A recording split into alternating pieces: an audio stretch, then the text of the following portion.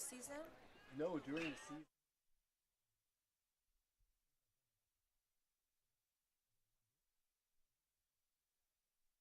Now, are you Yeah, muted? can you get on the track? They're muted. Well, Hey, good afternoon, everybody. It's Carter Zinn with Narendra Rosharol, and we are here live from Tam High School for the freshman game, Tam versus San Marin. And there's a fly ball to shallow left. We got Hugo Bucks coming in, and it drops for a single. I can't hear you. Sorry, folks. As the season goes on, we will try to get ready before the first pitch, but bear with us. So that was a bloop single by number 4, Landon Mitchell.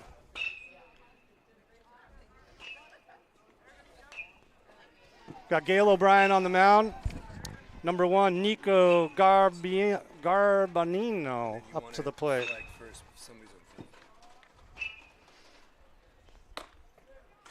That's in for a strike.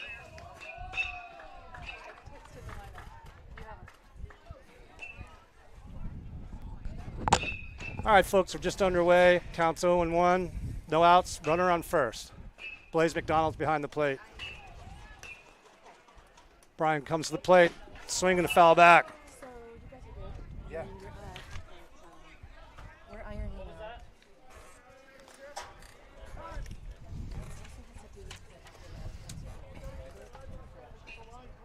And the new production stuff doesn't allow direct. Looks like the umpire is encouraging San Marin to get the baseballs when they go by. Seems like a reasonable request. All right, we got O'Brien with an 0-2 count. Runner on first, nobody out. And there's a drive to center field. Zinn's going back. That's going to be over his head. That's rolling all the way to the front of the fence.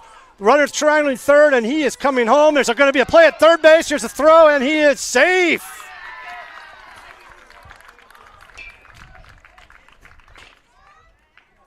Garbanino got all of that one, Narendra.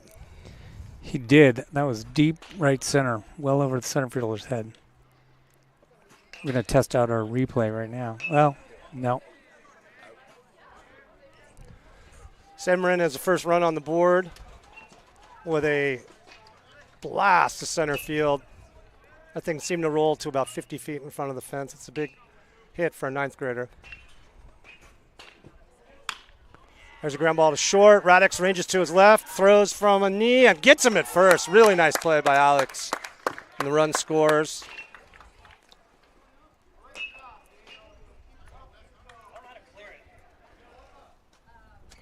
Two quick runs for San Marin. 2 runs on the board and 1 out.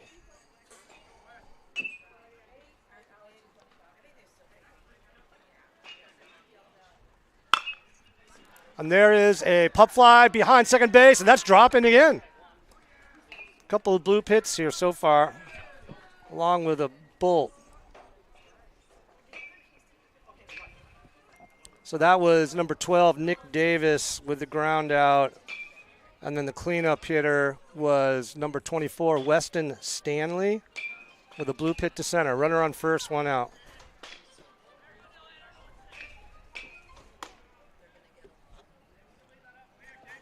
All right, we got number 16, Dylan Stewart, playing first base today, up in the box, right-handed hitter.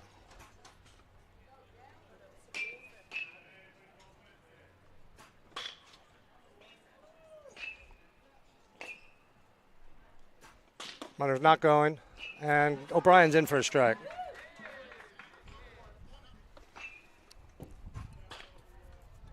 Is that 0-2, Narendra? That is what the scoreboard says. I'm not I see 1,000%. I know. I thought that was the first pitch. Let's see. That's a fastball a little outside.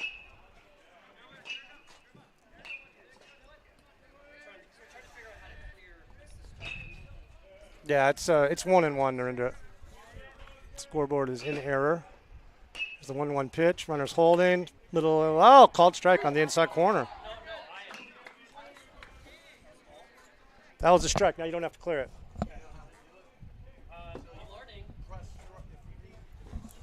All right, we got a 1-2 count. A little high and tight. McDonald thought about throwing down to first and then held on to it. 2-2. Marin, it's a great day for baseball. So great. And we got about, 66 degrees, blue sky? No wind as of now. No wind. The pitch is a little outside. And O'Brien loses him after getting up. So we got runners on first and second now.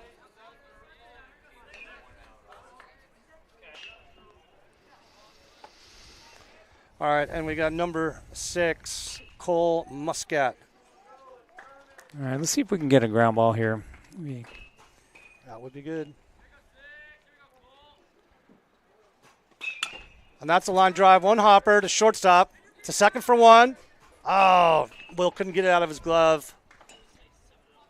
The ball maybe wasn't hit hard enough to turn. Not sure. Would have been close.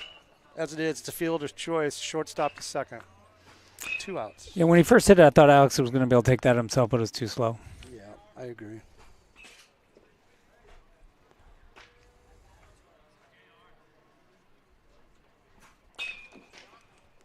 All right, we now have runners on first and third. 2 outs. Let's see if O'Brien can get out of it with further damage. First and third. 2 runs are in third. 2 runs are in. 2 outs. 2-0 count. O'Brien from the stretch. There's a strike right down the middle. Pardon me, there's runners at second and third.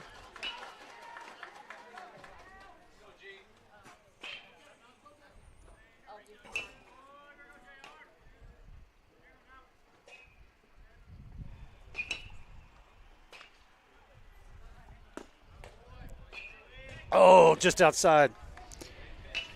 Nice looking curve from Gale. A lot of discipline at the plate there.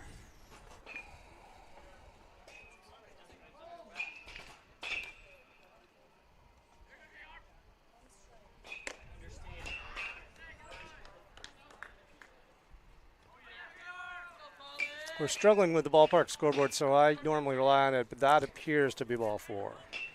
That was ball 4. It is, well, we got the bases full of San Marin. Bases are full of green, and we got the catcher, He's Colin O'Brien. disrobing on deck.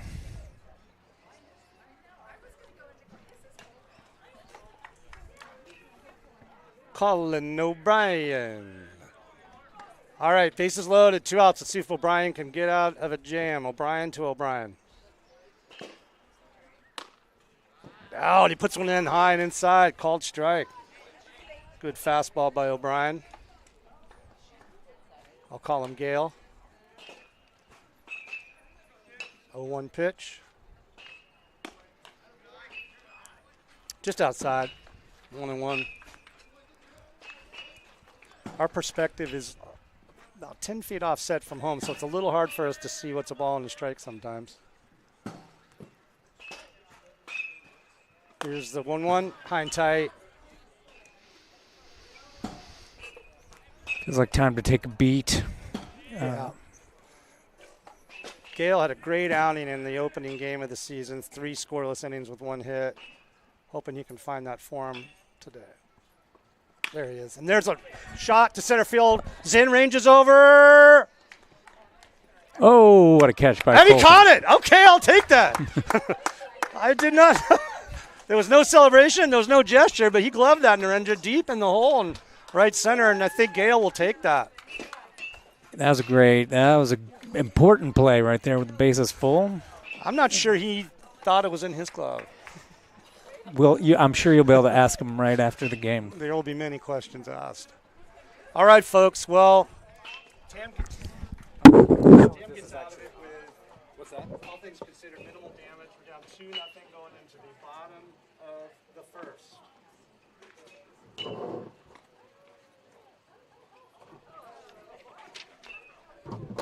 Yeah, Narendra, you're live.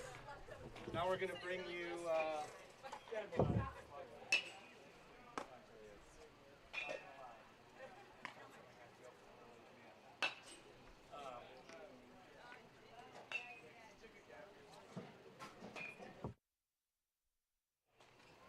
Take this moment, Hawk fans, to bring you your injury report. This is sponsored by Body by Benet, a proud sponsor of the TAM Boosters. Go get in shape with Benet right here in Mill Valley. Today, Dylan Murphy is out with an injured finger. I think I heard he's going to be out for the doubleheader tomorrow. I've heard it's a jam finger. It's not broken, so we hope to see Dylan soon. That's a great glove and a great bat missing from the lineup. And then, secondly, out today is the go-to starting pitcher for this team, Liam Garlick. I think he's got the flu. That every other kid in Marin County seems to have the same flu right now. So Tam's a little bit short. We'll see what they can do without Garlick and Murphy. On the mound today, we got a lefty, yet another lefty. This is Rowan. Oh, Narendra, help me out here, man. Rowan Mastelers. That's what he's going to be. All right, we got Mastelers on the mound. Alex Radek's at the plate, leading off. And that is looks like a kind of a loopy curveball high. Was it, or knuckle? That was interesting. That might be the fastball. We will soon find out. Whatever it was, it stayed high. Carter.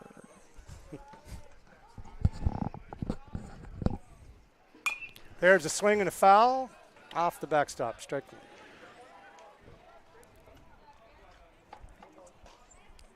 I think you're right. That one was a little faster than the first one. He's throwing some crafty lefty vibes out first two pitches. Master Lurs is a big lefty. Yeah, that's the fastball.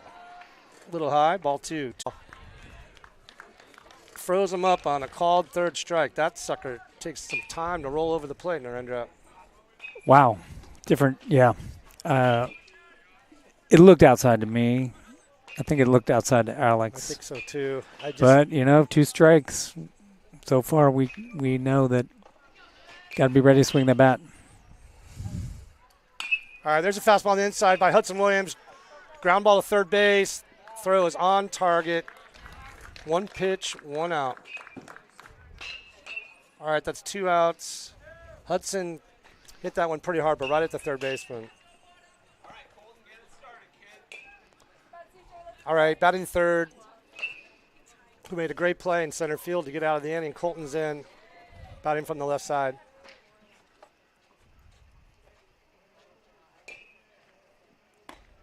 Oh, there's that curveball. It broke Colton down. I guess it was inside. We'll take that.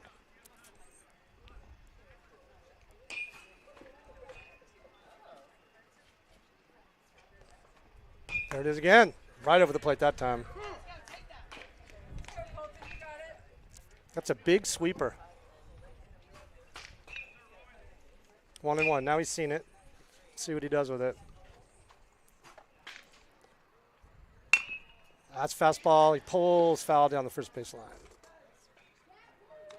It's an interesting challenge. The last game, the pitchers were all throwing, relatively hard, and we're starting out with someone who's really mixing up the speed. Yeah. I think the fastball is something they can handle. We will see. And there's a curveball that didn't break. It hits Colton man on. When you see one rolling up there at about 50 miles an hour, and sometimes you just take one for the team. I think that is what Colton did. He's now on first base. I think that's what Colton did. I think Colton figured that one wasn't going to hurt too much. Our next batter, Blaze, he's got some pop in his bat. Let's hope Colton's ready to run. Yeah, with 2 outs, I wouldn't be shocked to see Holby send the runner. The catcher seemed to have a good arm, though, in the throwdown. We'll see. Fastball on the inside. Blaze didn't think so.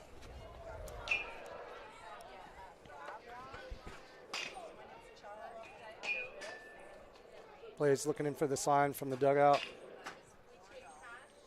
Here's the 0-1 pitch. And there's a rip to left field. And that's a solid single by McDonald. No doubt about that one. Yeah, I think that if they can get stable with the curveball, the TAM team can hit this fastball, Narendra. That ball was smoked. Yeah. It was unfortunately it was right at the left fielder, but Otherwise, that was going for a nice roll to the fence. There's the curveball to Nate Lee. Nate Lee batting in the 5-hole tonight. These boys are going to have to figure out that curveball. Runners at first and second, 2 outs.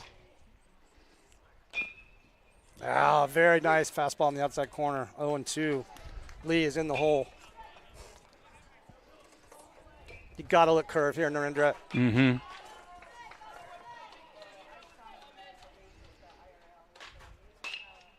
There it is. And okay, all right. Well, That thing we'll just, take that as the home team. That was a pretty nice looking curveball. that thing just bent around the outside corner, I guess.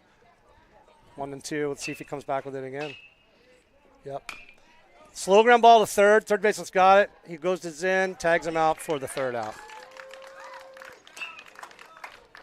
Well, credit Nate, he got the bat on the ball a little out, well, way out in front. That ball was, it was like it was traveling through a school zone, nice and slow. Was that I can't remember. Did you throw him a fastball or a curveball there? That was a curve. No, thank you. All right, folks, after 1, it's San Marin 2, Hawks nothing.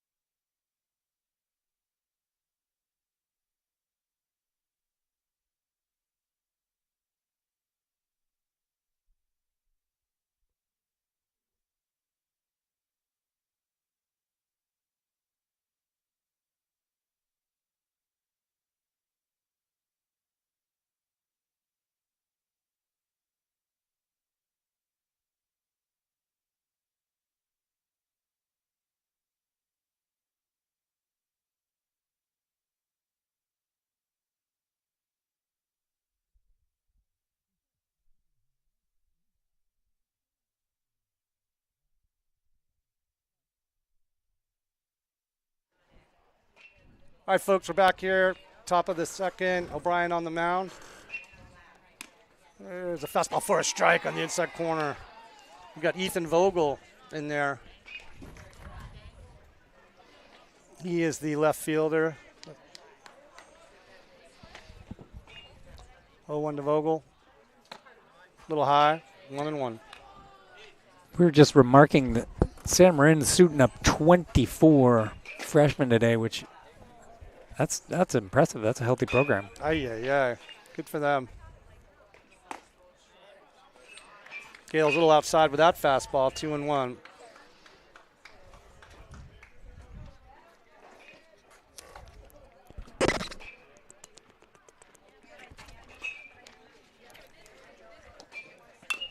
Knuckle and Edwards on the left field line, rolling foul. 2-2.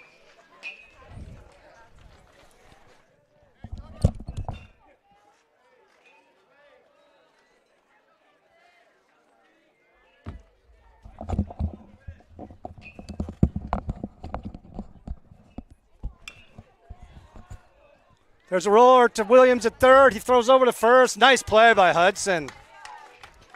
There's 1 out. I was about to say, you backed up on that.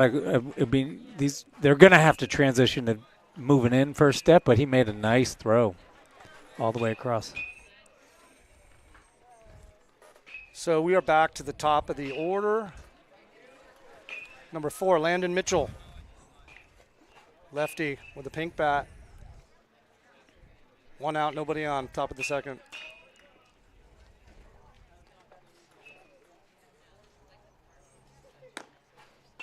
Gale leaves that one outside. 1-0. Always great for the pitcher to get a little defense for that first out in the inning. Well, the defense so far has been solid. There's a swing and a foul tip. Looks like O'Brien's settling down a bit out there.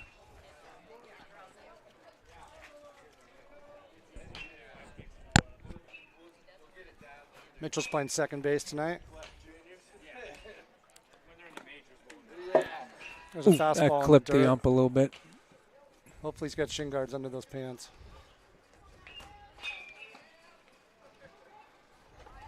All right, 2-1 count to the leadoff hitter, Landon Mitchell.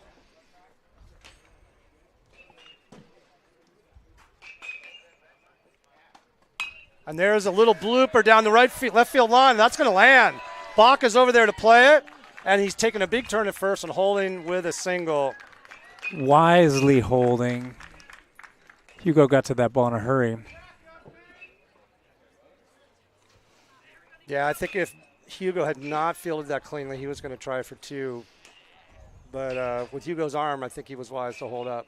All right, I believe number 1 is the one who sent one deep to center. Yeah. I'm not seeing Colton getting repositioned. I'd like to see that in a hurry. Yeah, no, this is Nick Garbandino who had the big triple.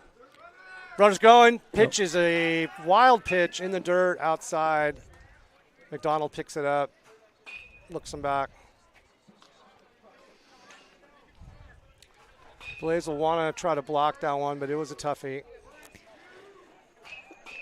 I'm not reading this wrong, right? Colton should be shading a little the other way and a little deeper now. Deeper, I'm going to say yes. I don't know if anybody remembers what this guy did last time.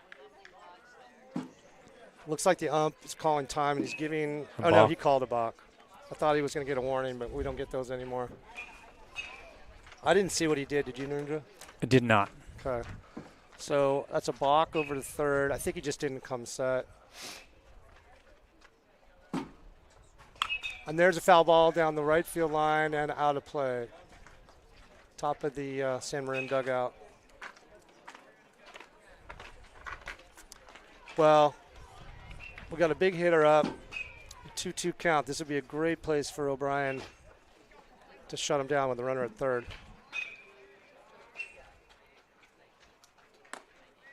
Fastball high.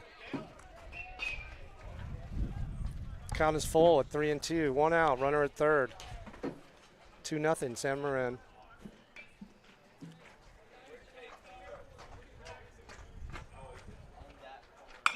That ball's hitting the air to left center. We got Zinn ranging over. We got Bach ranging over. Someone's got to call it.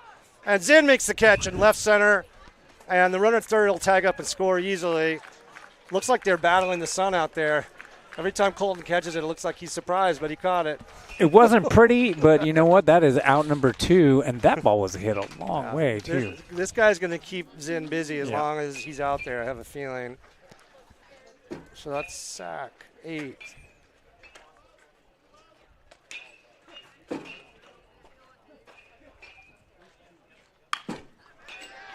And there's a solid single to left on the first pitch by the number 3 hitter, Davis.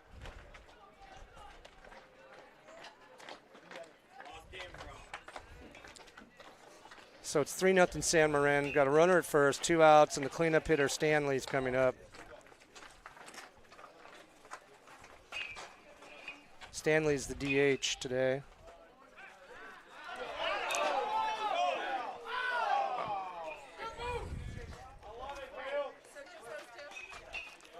I missed it, Narinder. It was a very close play at first. I am blocked by the you umpire. know, it's a little far away for me to see. I thought he got him. He was certainly the ball beat him there. Oh, there's another one. That was another close one. I'm noticing, Narinder, unless I'm missing something, we only have one umpire tonight for this freshman game. Is that what you're saying? We do. He's got his hands full. Yeah, that's a tough call to make from 90 feet away. All right, Gale looks like he's settling in. Runner's going. Inside pitch. There's a throw by McDonald. Little offline. Stolen base. Yeah, you saw that coming. He had a very aggressive lead. He was going all the way. O'Brien kept him close, but he still got a good jump, and that kid was fast. He's got a healthy lead off a second. He may go to third with 2 outs. Nothing in high school that says you can't throw there 3 times. No. That's right. Weir's trying to keep him close. There's a ball in the dirt. Blaze picks it nicely.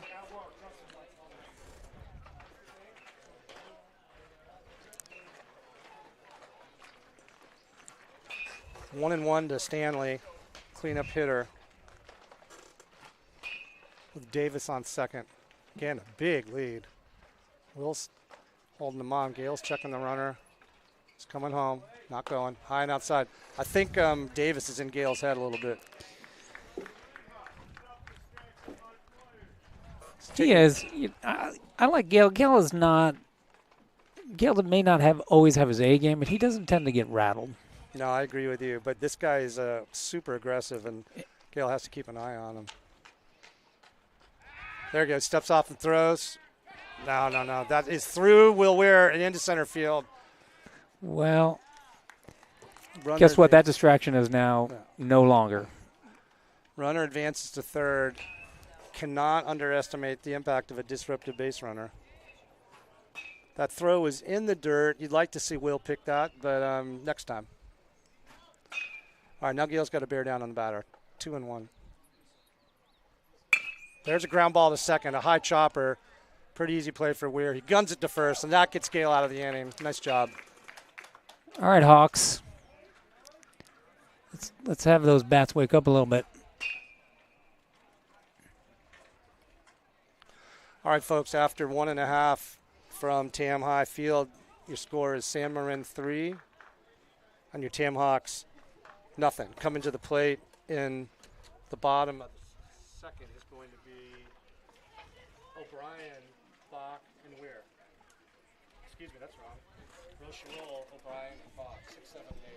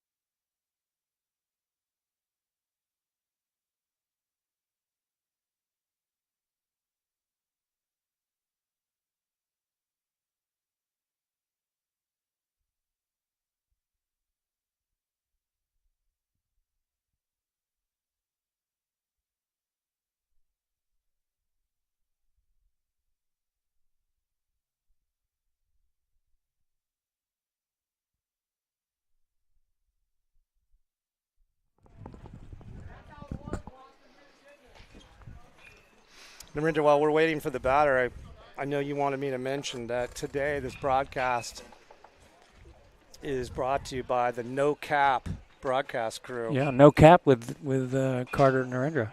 No cap. And if you are over 18 and know what that means, please message us at the at your YouTube message board.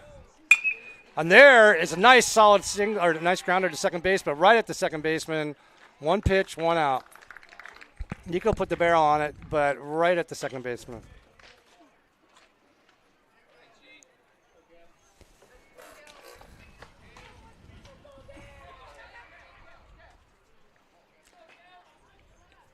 My sense is, Narendra, if we can keep this lead close, that the Tam hitters are going to time this kid eventually. There are not many swings and misses today by the Hawks. They're just hitting them right at the fielders right now. Yeah, that's still early, but that's what you want to see a pitcher doing. He's got a little Clayton Kershaw-esque curveball going. Yeah. I mean, that's the first curveball that Tim's been able to stay back on. Gale got a good swing at that. Just hit it up the end of the bat, foul. But he's got the boys a little off balance. We're not destroying the fastball.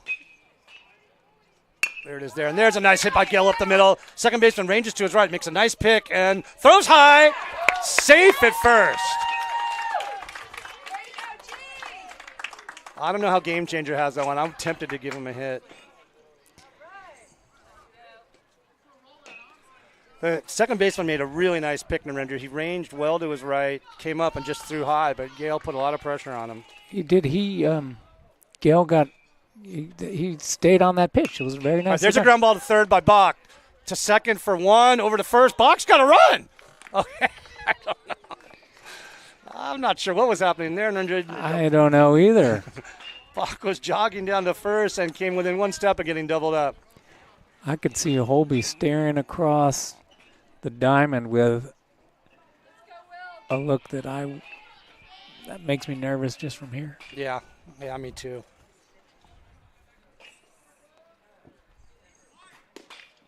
There's the sweeper. I guess that one was low. All right, ninth hitter, Will Weir. It's up the plate. He's stepping out. Call time. Wants to talk to Holby about something.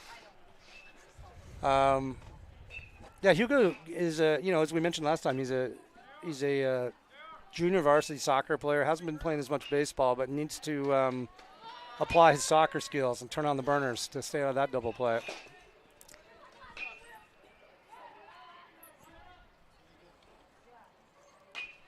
All right, 2-0 to O'Brien, or to Weir. I will say our hitters need to be going up there to hit. This kid does not look like he is going to be walking anybody today. No, and the fastball is hittable. There it is right there. That was the one. I feel like I got to hold you back. You're going to grab a bat. I know. I know that's not broadcast like me, but that was the pitch to hit. Inside half. Fastball. All right, there's in the dirt. Hugo's going. It's a good throw. One hop. He's in with a stolen base. Good jump by Hugo.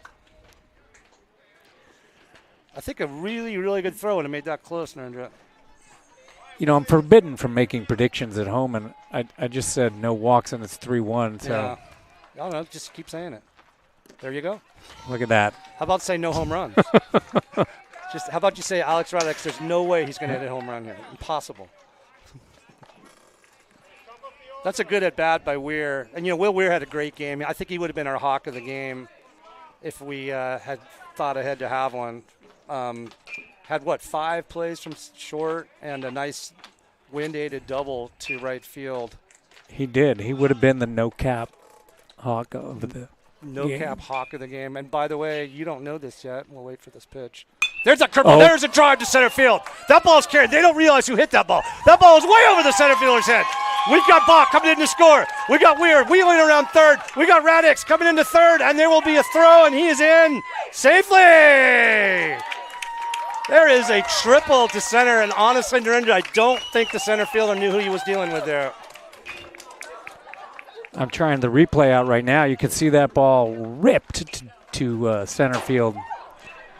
That is what we're talking about. That is Hawk baseball. Get on base in front of Alex and let him do Alex things, and that's what he just did. 2 RBIs, and now we got a 3-2 game. Brand new ball game.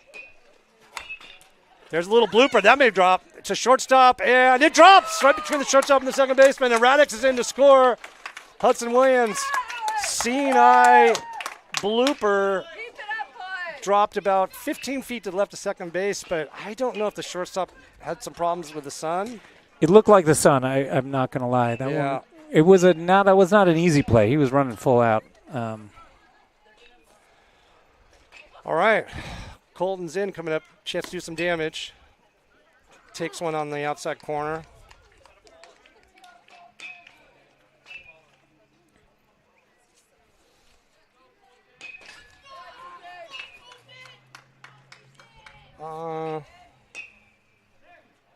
The scoreboard says 2 outs. Isn't there just one? I have 2 outs as well. Okay. I don't know who the second out was. Bach, fielder's choice. Yeah, we'll figure it out. Here's the pitch to Colton. Runner going. Pitch is outside. No throw. All right, 1-1 to Zinn. Runner on second with the stolen base.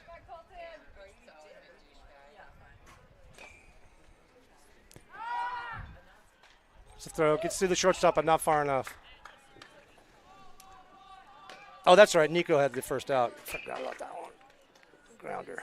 All right, there's 2 down. This is a good spot for Colton to just put the barrel on. A little ball to right field. We got another run. See what he can do. It's an RBI situation. I believe the count's 1-1. Curveball's way outside. I'm seeing 3-0. I'm seeing 3 on the scoreboard, but I think he called. Yeah, it's 2-1. The first pitch was called a strike on the outside. So it's 2-1. Runner on second, 2 outs. Zinn at the plate. Lefty on lefty. See if he can drive it, tie the game. Williams off a second. He was on that one. The game is tied, Carter. Just we've been that last ball My drove bad. Alex in, so we got 3-3. We got that go-ahead run on second base. You know, until they start paying me, Narendra, I'm entitled to make those kind of mistakes. You're right. That dribbler was the run-tying hit, so it's a tie game. You misquote the score, and I'll mess up the predictions. We got a good thing. Ooh. Oh, there it is. A little poker. That may work. Little dribbler. There's no play on that one. Colton waited on. You got the sweeper, and he put a cue shot right off the end of the bat. Slow roller between third and short, and they had no play.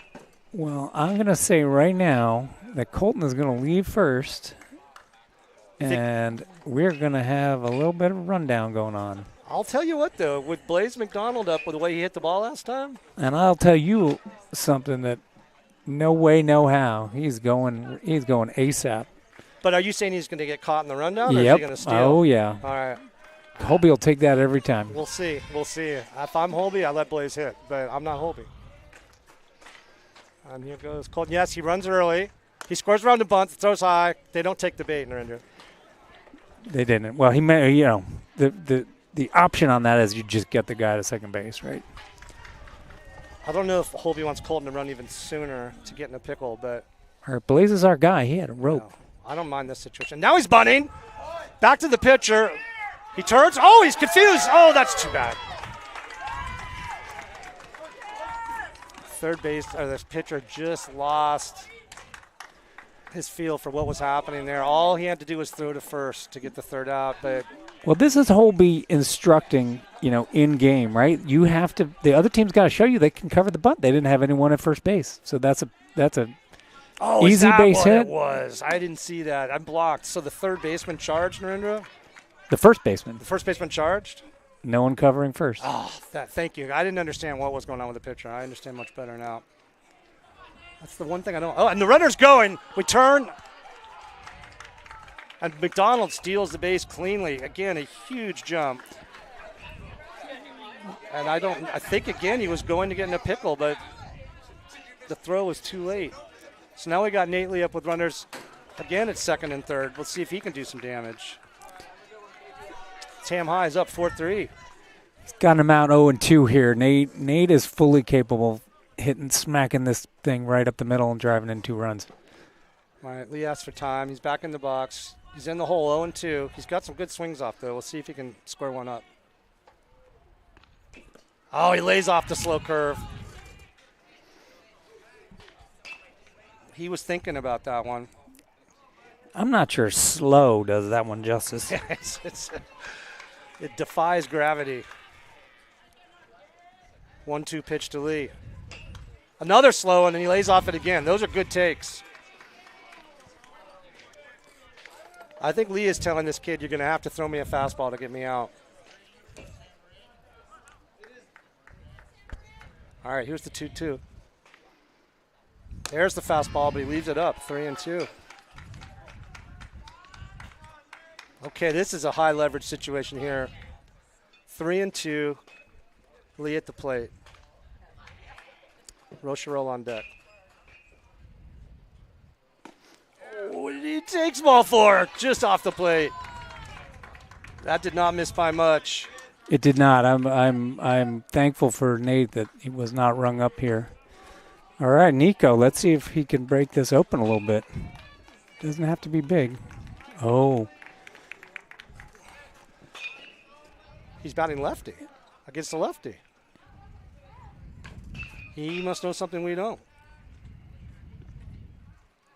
Rocherol's switch hitter. Normally would bat lefty against a righty, but must have some feeling here. Squares to bunt and lays off a curveball, which is outside. Ball 1. You know Nico. Any insight here, Narendra? Well, Smart Money says he's going to try to bunt this ball down the third base line. he's- Oh, no. Now he switches over. A cat and mouse game. Now I think he's swinging away. All right, 1-0. Oh, that was his pitch. Fouled right off the hands. Got a good swing off of that one.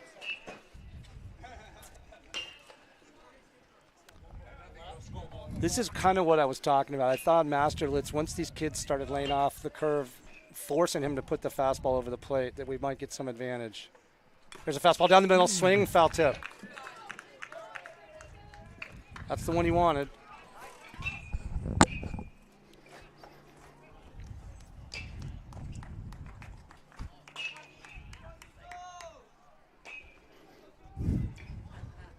All right.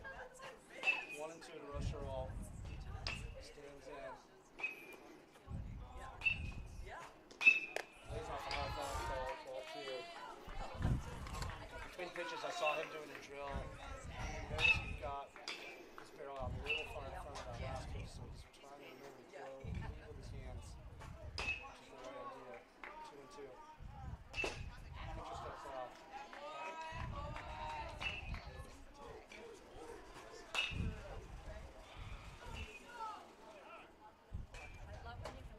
Afterwards, in the stretch. 2-2 pitch. And swing and a straight. All right. TM put a good inning on the board there. And after 3 full, it's Hawks 4, San Marin 3. It is. Did we get all 4 runs with 2 outs? That will be taxing my scorebook reading skills, but if you say so. A little frustrating. I would have liked to have seen Nico come through there, but we are in the lead after 2. Gale's headed back out to the mound. All right, see if this will be an important inning for Gale. He's got a lead, and he's got 5, 6, 7 coming. If this is an inning where you want to see strikes and some plays in the field, let's see if we have any changes. Yeah, we've got Shapiro, Arden Shapiro in at first. See any other changes out there? Is that Kern at second? I think that is Kern at second. I see maybe a new right. 22. Who's in right field? Is that? We got Kern Glenn in for Will Weir at second. Radix is still at short. Hudson's at third. In left field is Ben Spring. Colton is still in center. And in right, We got Will Weir warming up the pitcher. Seamus Mauer's in right. So, to recap, Arden Shapiro at first, Curran Glenn at second, Alex Radix at short, Hudson Williams at third, and around the outfield, Ben Springtime in left, Colton's in at right, Seamus Mauer. Colton's in center, and Seamus Mauer in right.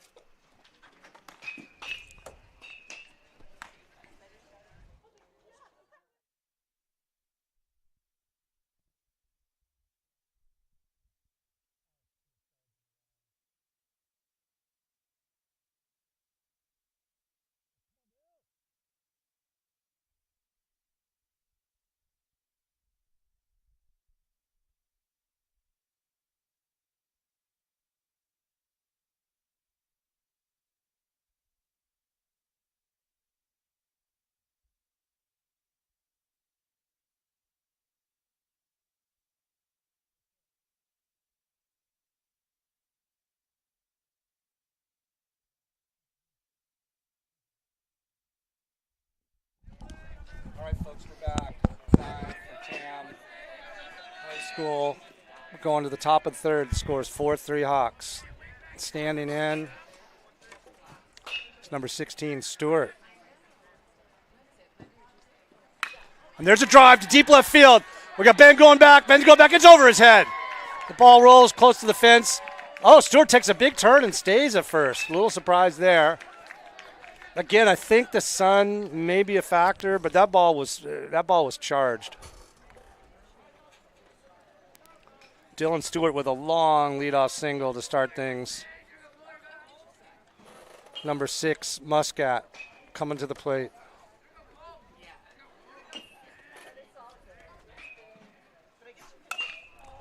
There's a pop up, and O'Brien calls for it and makes the play. Just in fair territory on the third base line. 1 out. That was a long single. That was a very long single. That was a That was over the left fielder's head. that would have been a home run in juniors by, I don't know, 50 feet? Not quite 50, but it would have been over that fence. Something like that. All right, now we've got number 21, Justin Reed, the third baseman, 1 out. Gale leaves that up. That gets through. McDonald. Tough play for McDonald. It's a wild pitch. Runner advances to second. Justin worked a 3-2 walk in the first inning. Up for the second time today. Counts 1-0.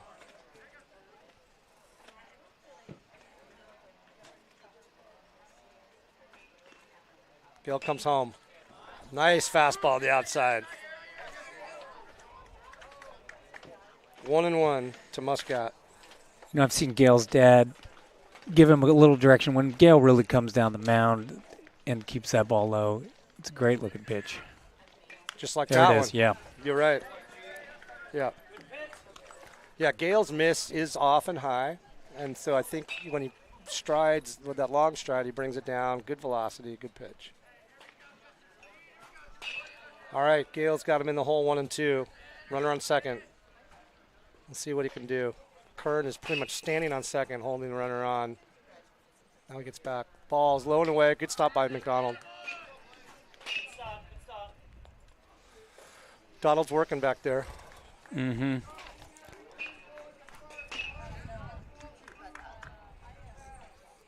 All right, left side of the infield's got to be ready. You see Radix shading his eyes from the sun render. I think it's right in left field shortstop eyes right now.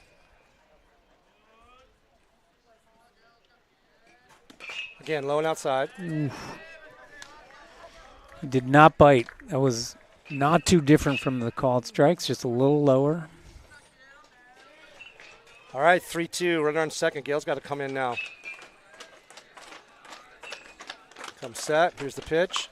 And it's popped up again, right in the center of the diamond. O'Brien gets called up by Williams. Nice play by Williams. That's what you want. You don't want to make your pitcher go back on a ball in the sun. Really nice job by Williams.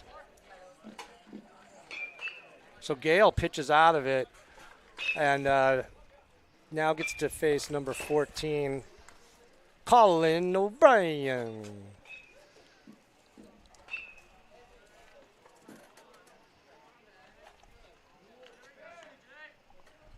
This is the catcher, Sam Marin. Oh, and that ball hit him.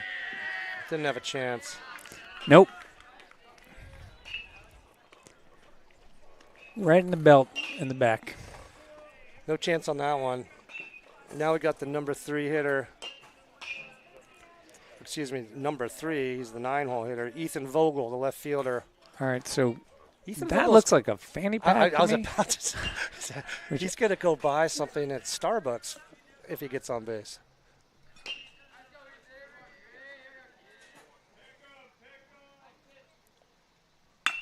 Okay, there's a slow grounder to short. Raddick stays back, underhands to second, to Glenn. Nice play.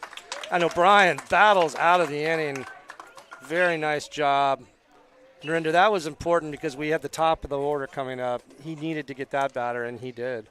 He did, and I saw him applauding his infield. You know, look, I think that's the first. That's our first frame where we held him scoreless. According to my book, you are correct, sir. All right, folks, we're heading into the bottom of the third, and Tam is holding on to a 4-3 lead.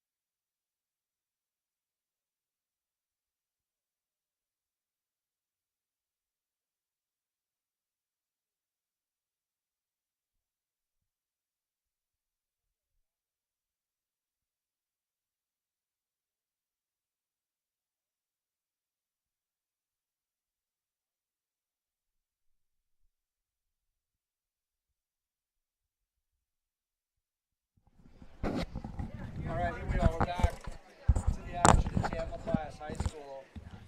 We're heading to the bottom of the third. Tam Hawks are up 4-3. And we got Gail O'Brien. We got a new pitcher, and it's Gabarino. This was the kid who hit that triple over Zin's head in the first inning. And now he's on the mound, right-handed pitcher. We'll see what he's got. And that's this fastball right down the middle, strike one.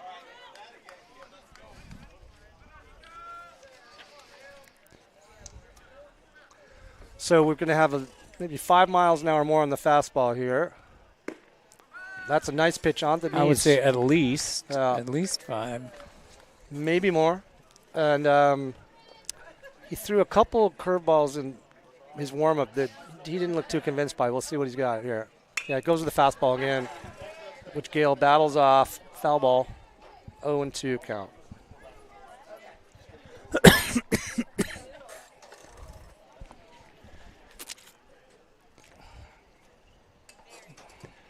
Normally, Gale is very content to foul off some pitches.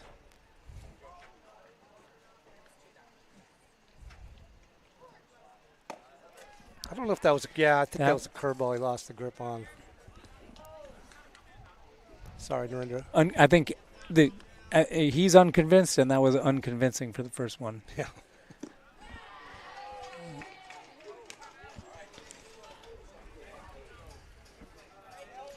Gail O'Brien worked the count to 2-2.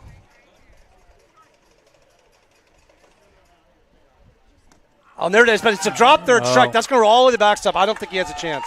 No.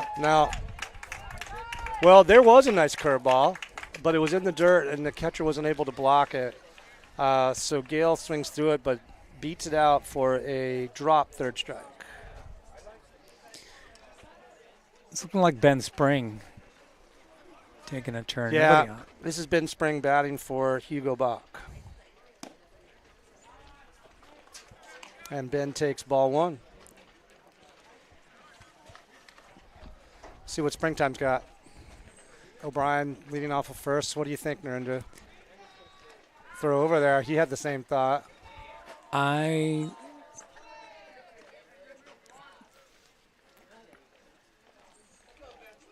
think I'm not sure we want to take the bat out of Ben's hands, but we do want to get to second on a pass ball.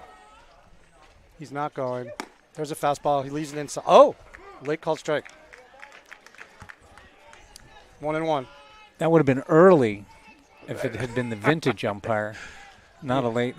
You are right, sir. Yeah, that was way early. There's the throw back to first. Gale's in.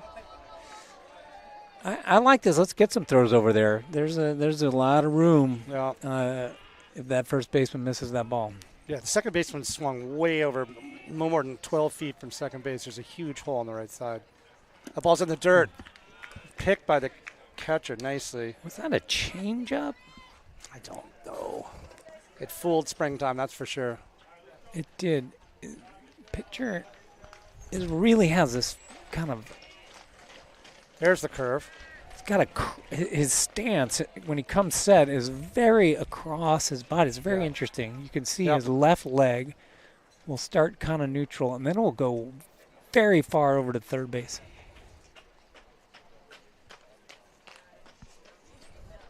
Holby asked for time and is talking to the umpire about something. I'm not sure what. I don't know if he's asking. Yeah, I think he's. He was just. He had not checked him in with the ump. Yeah, he kind of snuck up there.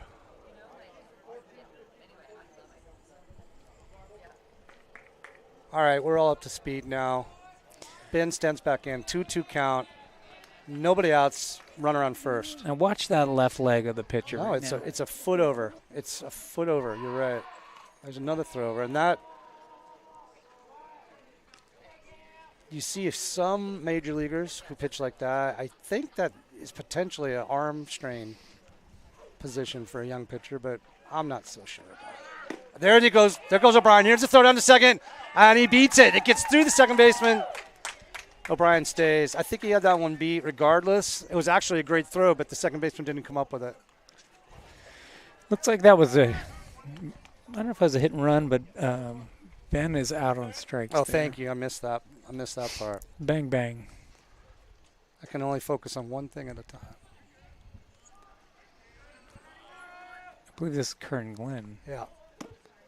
All right, so now batting in the 9 hole for Will Weir is Curran Glenn. Number 22. And let's see what he can do with a runner on second and 1 out. The ball gets away, rolling back to the backstop, and O'Brien's going to be in third standing. So Garbarino's been throwing some nice stuff, but also inconsistent and really putting his catcher to work. I love seeing, as you know, we have a long history with watching these kids grow, develop as players.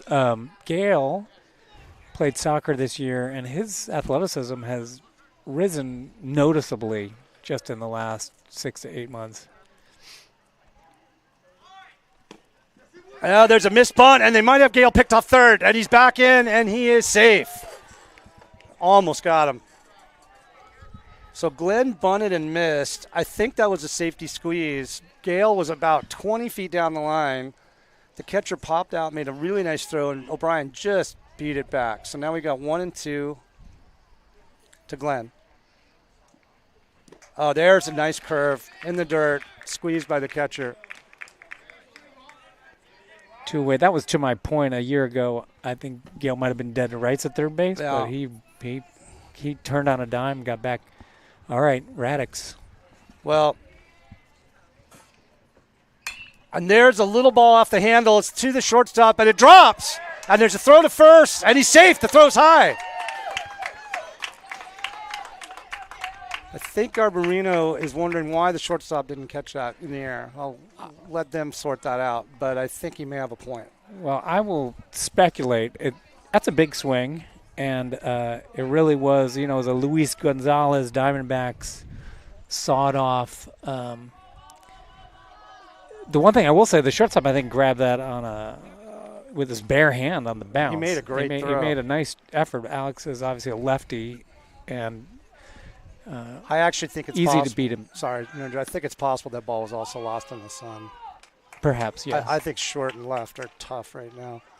Going back to your point about O'Brien, I watched him play winter soccer, and he had a reputation as not being that fleet of foot. And at some point, there was a challenge to have a sprint off between Colton and Gale, and I think most of the soccer team had money on Colton. And from what I understand, it was a dead tie.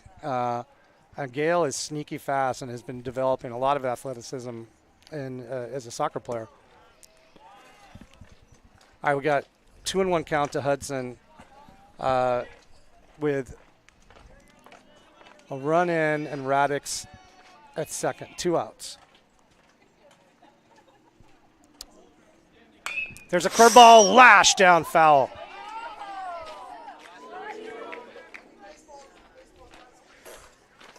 Hit hard, but strike 2. That was it. The breaking ball from what's his name? Gabardino is much different than the one we saw from Malstritz. This one is much sharper, and he stays back and lines it into left field. It's off the shortstop's glove. Radix is turning. There's no way they're going to get him. A ball bounces around. That is a solid line drive single by Williams, an RBI for Huddy. No doubt about that one. Well, look at that, firing it up on the replay. You can see him get that barrel out and just rip it between the 5-6 hole. He just missed the curveball before that. He was really balanced up there. You could almost see that one coming. All right, another 2-out rally for these Hawks. They're being Let's throw to first. We got very pesky. I'm definitely thinking Hudson is going to be on the move here. He is one of the fastest kids on the team for sure. We got Colton standing up. There he goes. He takes for a strike, throws in the dirt, and Huddy's got it stolen. I think he called that a strike. Go on.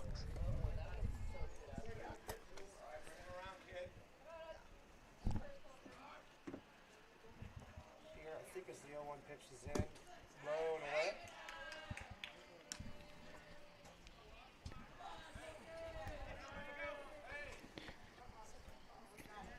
2 balls. I think this is. I'm almost positive he called that first pitch a strike, but I'll wait and see. He's turning on to bunt. The ball's in the dirt, but this time blocked nicely. And Huddy's running to third and uncontested. That time the catcher blocked the ball nicely, but I think, was Huddy running on that? He was, Yeah. and I think that's why Colton was bunting and then pulling back, and now we got a 3-0 count. Oh, foul back onto the tennis courts. Yeah, it's Perhaps a 2-2. Yeah, I it's apologize. 2-2. Yeah. He called that first pitch a strike. All right, so now Colton has to battle. He's got a runner on third, 2 outs, 2-2 count. He wants this one. Oh, there was the curveball. Lays off it nicely. Now we've got a 3-2 count. That's a tough one to lay off, but that didn't quite snap off. Let's see if Gabarino comes in. There it is, line drive, but right to the second baseman. Couldn't Just quite. off the end of the bat there. He tried to stay back on it, couldn't quite do it. Line drive out. A little bit of a stinger probably on the Bruce Bolts there. But that was a nice rally for the Hawks, scoring 2 more to make the score after 3 full. Hawks 6, San Marin 3.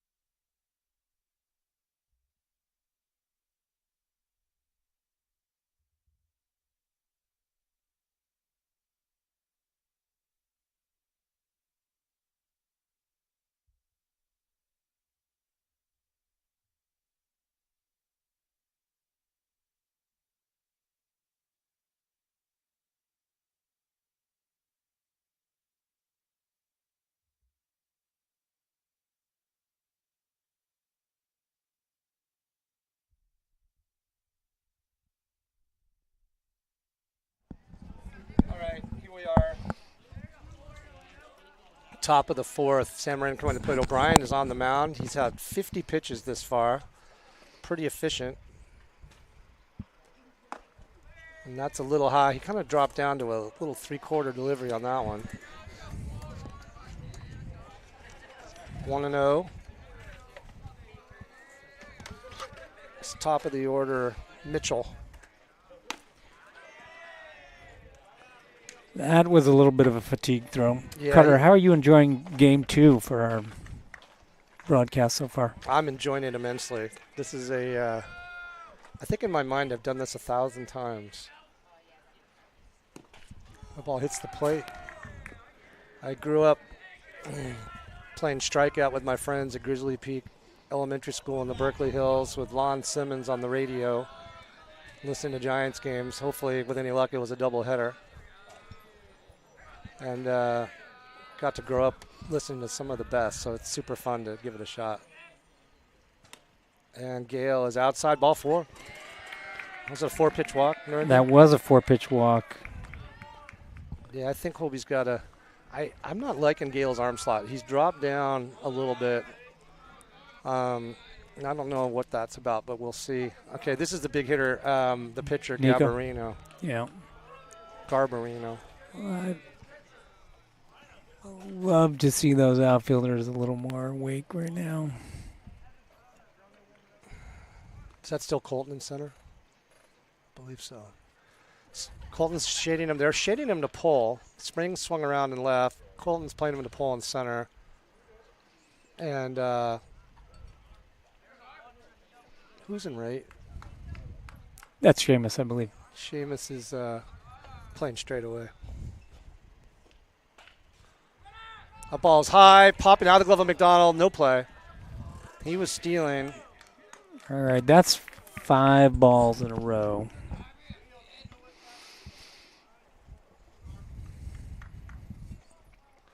All right. 1-0 to Garbanino. Is anybody up in the pin? I guess we can't see it from here.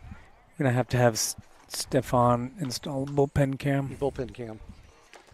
Brought to you by No Cap. I've got a little break on the mound. I think Blaze is just giving him a chance to get settled. I can see the visiting bullpen, and they have another southpaw up warming up. I see him. It looks like a little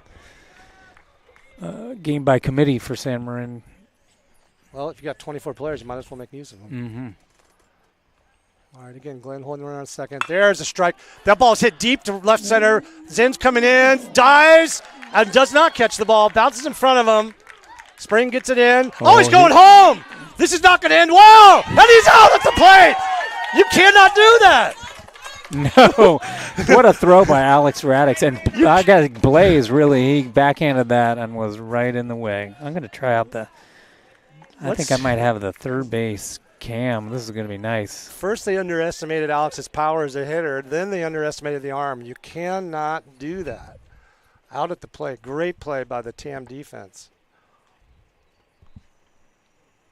And there's a line drive fouled on the left field line. Can't let up. We got a guy on second again, so great relay. Wow. Just like you draw it up. Yeah. And a great play by Ben Spring, too, to pick it up. Mm-hmm. Colton dived. He almost got it. It bounced short, rolled over to Big Ben. He hit Alex right in the chest.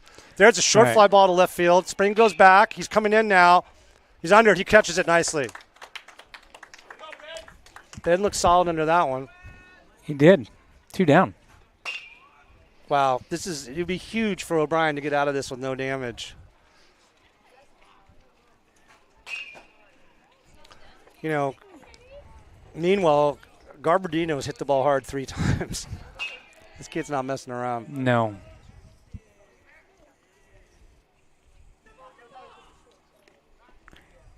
Very nice poise by Gale, not to panic. Fake steal. And to your point, Nerinda, Garberdino has hit the ball at Colton all 3 times. Mm-hmm. That time actually slightly to left center. This is Weston Stanley. There's a hard grounder to third. It through the hole in the left. Springfield's it cleanly, pops up, and gets it into Hudson nicely, holding the runner at third. That was a cleanup hitter, Stanley, who's been raking himself 2 for 3 on the day with a solid single into the hole. So now we got the 5-hole hitter, Stewart, with runners on first and third. Let's see what San Marin might put on here.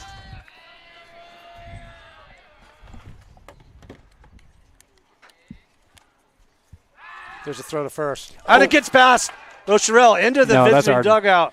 It gets past Arden and all the way into left field. The runner's rounding second, going to third. Here's the throw to third, and it's wide. We got Spring backing up, though, very nicely. Oh, was it into the dugout?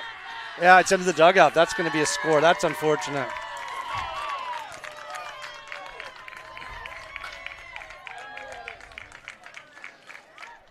I'm blocked from first base, Nerinda. I just can't see what's happening over there.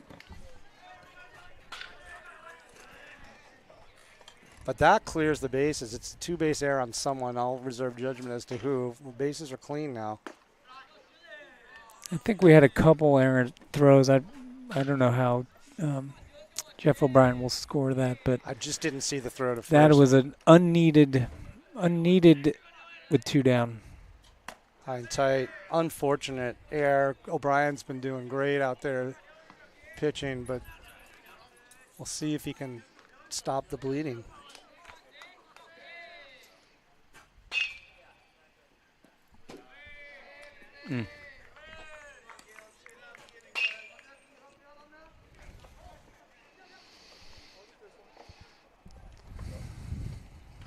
Meanwhile, the count to Stewart goes to 3-0. Brian's not out of trouble yet. It's up to 61 pitches.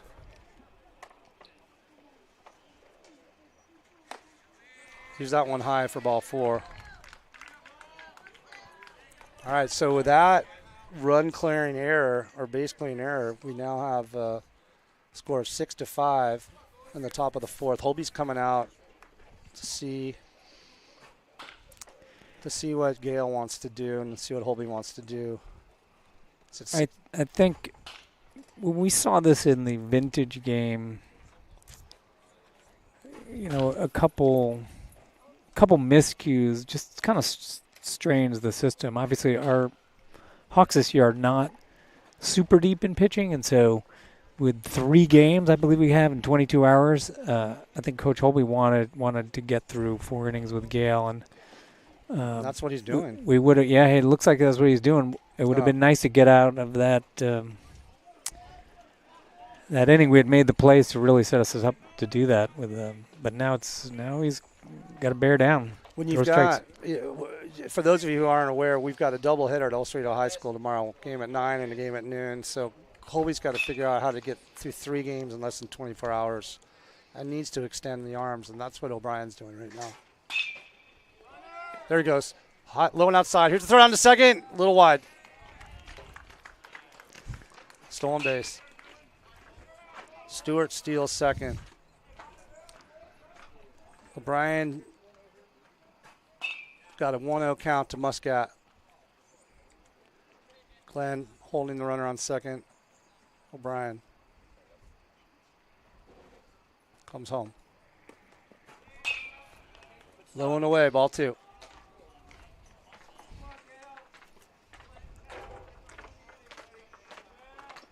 See if Gale can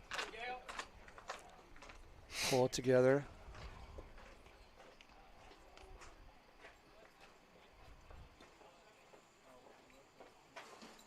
Checking second for the 3rd time. Comes home. Just outside. He's missing outside now. Last 3 pitches have been outside of the right hand. Yeah, he is. I think the fatigue is evident, and we're hoping he can get one more out. There he is, right down the middle. Good pitch. Keep in mind we're missing 2 good arms today, and Liam Garlick and Dylan Murphy are both either sick or injured. So Colton Zinn hasn't thrown a bullpen since August, so he's not really available. There's a strike on the inside, foul back. So Holby's got to play the cards he's been dealt here. And he's going to count on O'Brien to try to get out of this jam. 3-2 count. Score 6-5, Tim. Oh, he just loses him outside.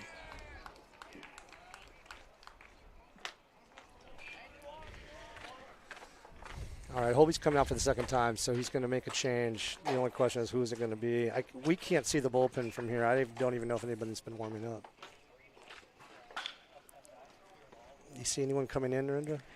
It looks like maybe someone from the field. Hudson Williams.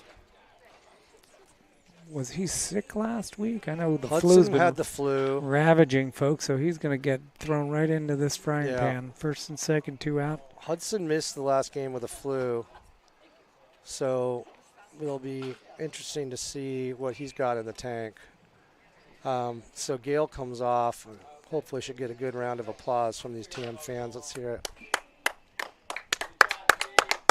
Great job by O'Brien, holding it down. Walks off the field. 3 2/3 innings for O'Brien. Looks like Hugo's going to take. So we got Bach coming in at 3rd, and Hudson Williams on the mound.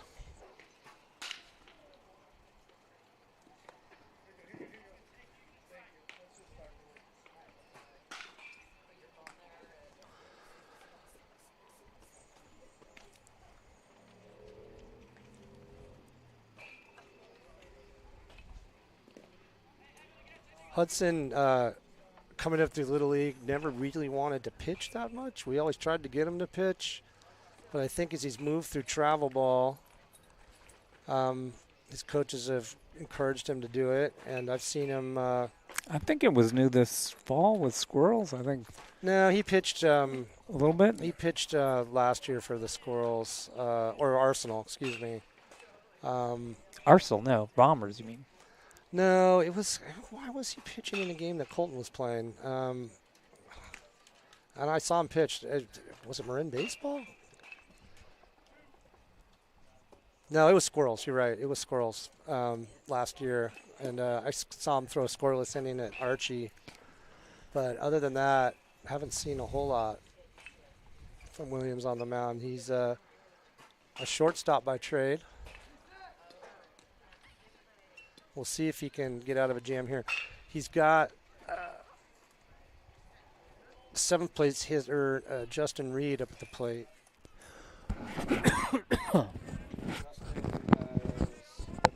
Walked and popped up to third base. 0 for 1. All right, 2 outs. Runners at first and second. Tam's up by a run.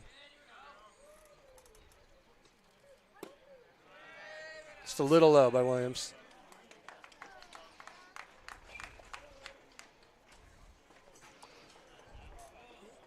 One and 0 to Reed.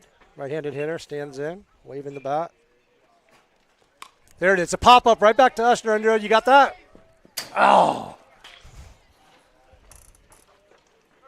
If there was no fence, we could have played that one. Oh, I would have had that. For sure. No cap. It was either you. Actually, that's cap. Actually, had you made that play, it would have been bussin'. See, I know what I'm talking about. 1-1. There's a slow grounder foul down the third baseline. All right, 1-2. I can see Huddy. That's what his nickname is struggling with the sun On the right mound? now. On the mound, yeah. So they make it. I think pitchers not allowed to wear glasses. I don't know. 1-2. Just a little outside. Didn't miss by much. I thought I was going to see the punch out. Maybe we'll see it this time. Reed, open stance at the plate. Williams, the 2-2 pitch. Was low and away. Nice pick by McDonald to hold the runners in place. And, of course, we're going to a 3-2 count. The baseball gods would have it no other way. Here's Williams into his stretch. There's a little soft liner to short to second base, and it drops in between the second baseman and the right fielder, and this game is tied.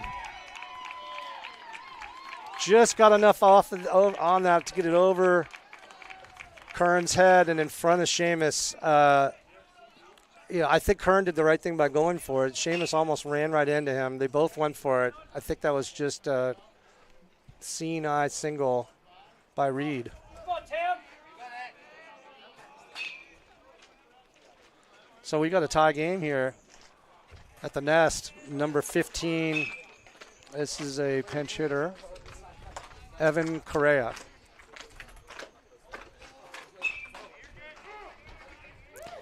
Stolen base on that first strike. Thank you. All right, now we got runners at second and third with a 0-1 count. Ball's in the dirt, it's blocked. Nice play by McDonald, keeping it in front of him. Render, I'm sorry, everyone else saw. What was there no throw on the stolen base? No throw. Oh, it was a nice pitch, no throw. All right, we got a 1-1 count to Everett Correa.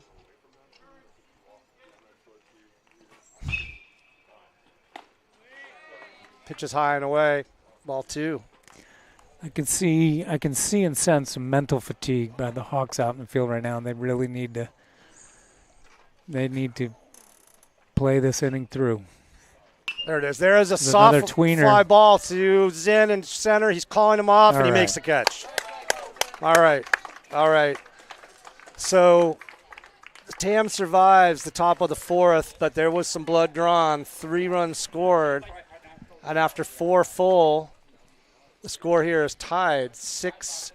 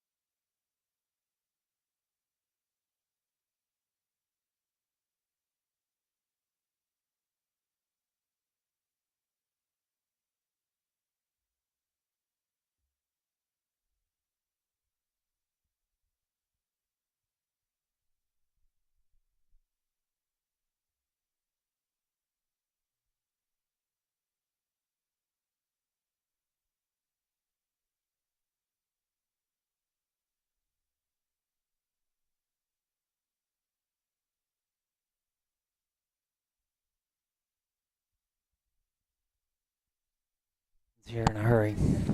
All right, folks, welcome back to the nest. We've got a tie game, new ball game here. Going to the bottom of the fourth. Tam's sending up 4-5-6. That's Blaze McDonald, Nate Lee, and at this point, Nico Rocherol. Looks like Lee's on the dugout, so he's going to hit. We got Garbadino in for another inning, so we'll see what he's got left. He starts out, Blaze with the ball. 1-0.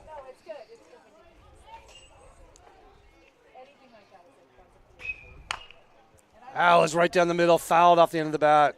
Ball one, strike one. That's a second cue ball of the day. Yeah.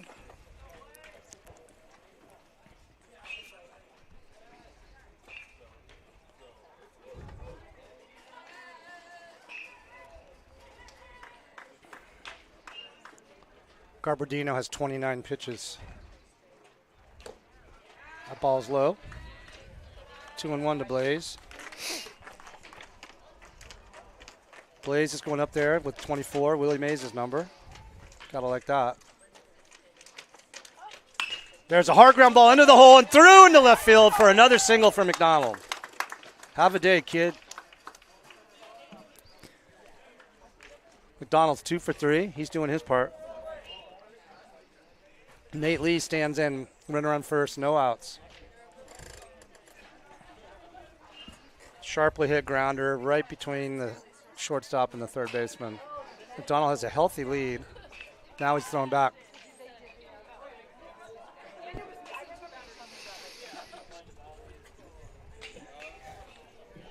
Now Blaze is fast. And he's there running it the throw goes. pitch, and there's no throw down. Catcher had to come out of his squat for that. Almost got over his head. And Blaze stole it. I was about to say he is fast. Sometimes his instincts betray him, so be smart. Oh, there it is. There's a drive to center field by Lee. Center field's got a beat on it, and he catches it. That's a really, really good play by the San Marin center fielder with the sun in his eyes. Wow. I echo that. Yeah, he had to squeeze that like an ice cream cone. Nate Lee just lit that thing up. It was right at the center fielder, sun in his eyes. He stayed with it. I really thought he might drop that. All right, now we've got Nico Rocherol up, batting from the left side. Runner on second, 1 out. Garbandino comes to the set. Nico's bunting, pulls off, high and outside.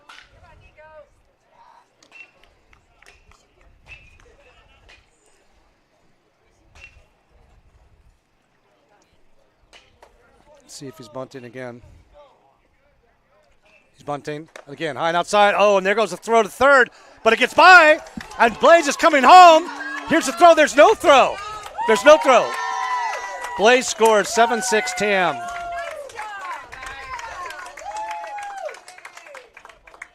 So that's E3. And that was going to be really close at third. Excuse me, E2. I thought maybe he had a chance to throw him out at third. It wasn't the best jump. Now Nico switches over to the right side. Ball's in the dirt. It's got to be a little confusing for the pitcher to have start off at lefty, then swap it around. Yeah, I'm even unclear on the rules about that, but clearly you can do it. There's a fastball right down the middle. Yeah, 3-1. Nico started switch hitting this fall, and I think he's still getting used to it. He is an exceptional left-handed bunter. Well, he was up there bunting. There's a swing, foul down, third base line. With full count, 3-2 to Rocherol. Tall, rangy right-handed hitter.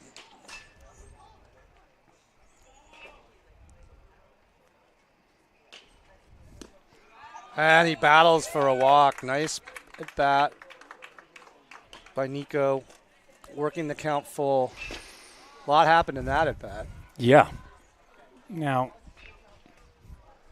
All right, Gale's going to go up there and hit for himself. Nico's upper quartile in speed, too, so we'll see if Hobie's going to keep this parade going. Takes his lead. He's not going. Oh. There's a line drive right at the shortstop.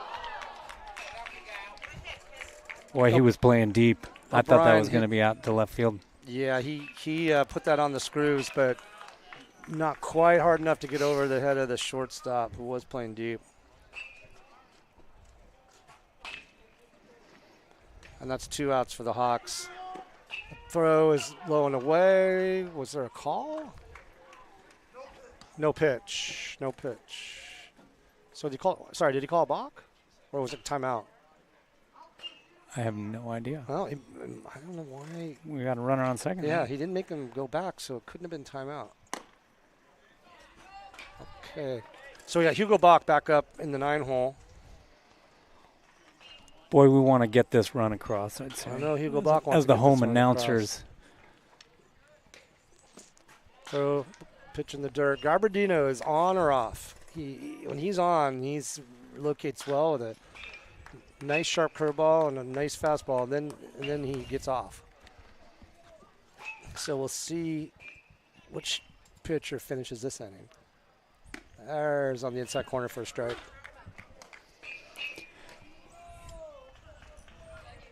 All right, Hugo's got 2-1 count. Runner on second, 2 outs. Second baseman holding Rocherol on. Here's the pitch. So for our I'm vantage going to point, just go ahead and say it. The ump is squeezing him now, but we'll take it. he had to tell the dugout that it was outside. That tells you something right there. Again, from our perspective, that looks like a strike, but we don't see it from his perspective. Correct. Although I do have a different angle on the cam. Oh, good. And that was That was low, low. and that is a walk. So Hugo works a walk, and now Weir is back in the 9-hole with runners at first and second. Garberdino is up to 45 pitches, All right, we got a new pitcher. and they're going to take Carter. him We out. have another lefty coming. Yeah. Garberdino, the kid definitely could throw. I think there was just too much inconsistency, and he wants to bring in the lefty to see if he can get out of this inning. Look, he's a good player. He has crushed 3 balls by my count, and he definitely, when he's focused coming down that hill, those were some good-looking pitches. Yeah, kid's got talent, and as you said, he hit the ball hard to somewhere in the center part of the outfield every single time. Trying to get a look at the number for our new pitcher, 17. Looks like Sean Warch. Sam Warch. Yeah, this is the time I break Yeah. my readers We out. got to get. My wife was kind enough to print out this list for us. We'll have to get a bigger font next time. Oh, she did that, yeah. Yeah. Karen Zinn is a hero. So we got another lefty in Warch. I think he's been in the game so far. And we got Will Weir coming up to see if he can do some damage and extend the inning.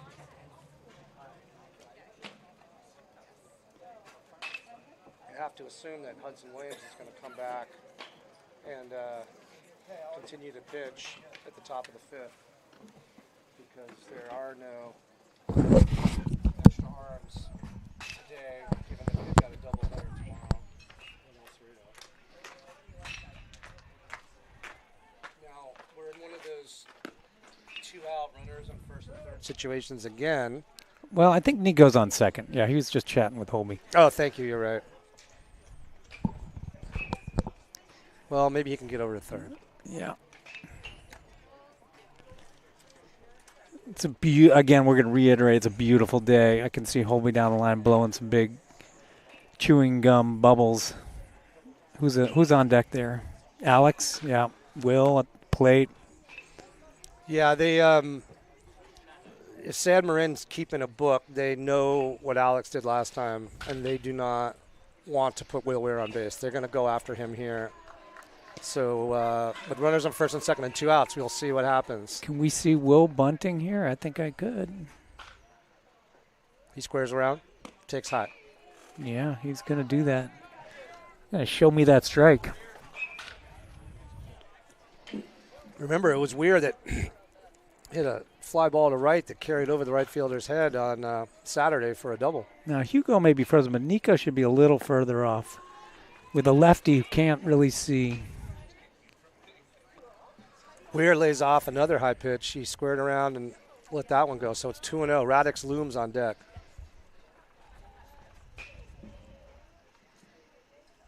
Squares around. Ball's in the dirt. Ball gets right from the catcher. Now the runners will advance. Catcher couldn't block that one. And Weir has caused problems for the San Marin pitcher. He has, Carter. This is 3-0. And again, as you said, Radix on deck. This should be a big red light take for Weir, but we'll see. He fakes a square round, takes high, ball 4. It is. Bases jammed. We've seen. This is Alka-Seltzer time for San Marin. Do that a lot. Yeah, that's right. It will. He went up there and he had one job, which was to get on base and give Radix a chance to blow this game open, and that's exactly where we are. Now it looks like I can see number 1 out in center saying in that hand signal behind the head, back it up. Yeah, center fielder is backing up, and they're also swinging over toward right. Nice we have not fastball seen there. many strikes yet from Sam. Yeah, we've seen 5 balls in a row, although he had a good little pop on that one. Bases loaded to Radix, 1-0 pitch.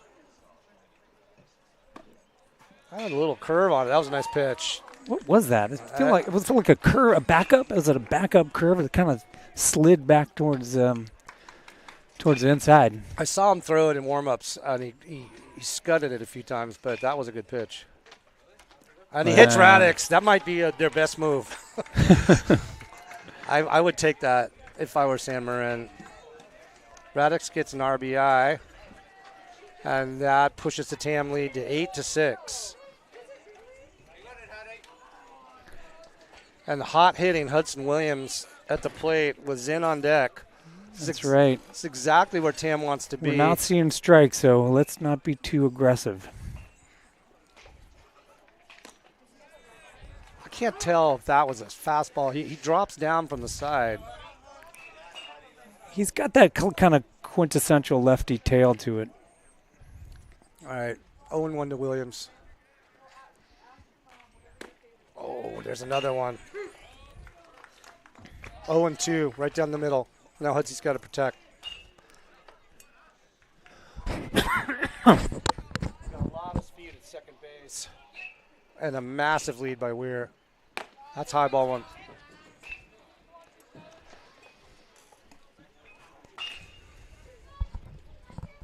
You know, we get one in the dirt, and Hugo's going to be itching to get home. Oh, Huddy battles off a really nice pitch into the batting cages. That time he got a bat on that thing that I don't know if it's a slider. He drops down. Since we're not behind home plate, it's a little hard to see the movement, but I think it's got a little movement on it to the right-handed hitter. 1-2. There it is. There's a line drive, solid to right field. That ball drops for a hit. Around third and coming home is Weir.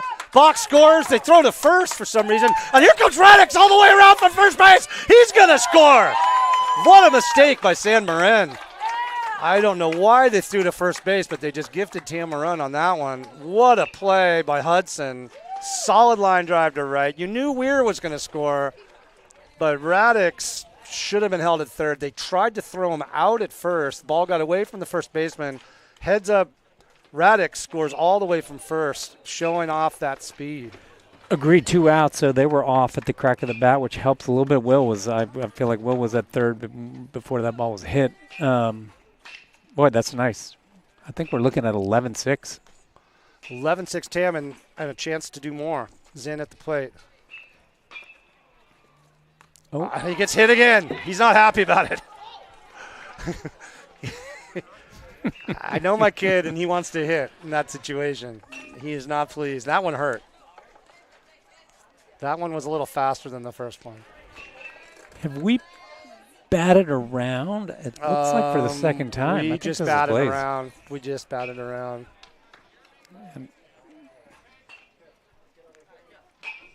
All right. Chance to do more damage here. I mean, in a way, there's sort of a strange parallel. It reminds me of the play that San Marin scored 2 runs on the errant, where the problem with the throw over to first. And here, San Marin really gave one of those back with some kind of questionable defense on their own. So what comes around goes around. I agree. And with this 24-man roster, it doesn't feel – their pitching doesn't feel as deep as I might have thought. That's fair.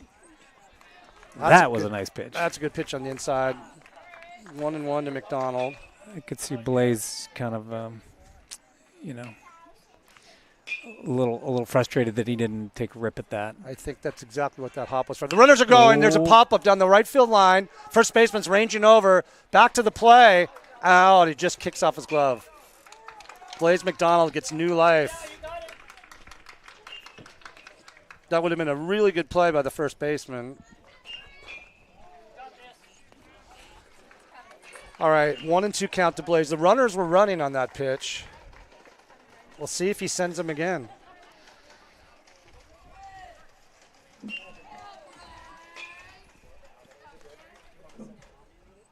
That's high and outside. Williams has a massive lead at second. He was almost halfway to third.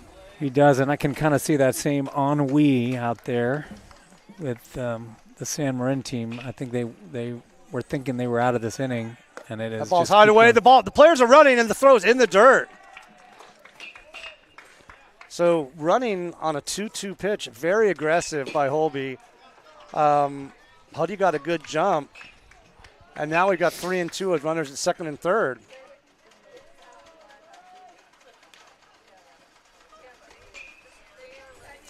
Big pitch here. Oh, and he just covers the outside pitch. Lives to see another day. Here's the thing, Narendra.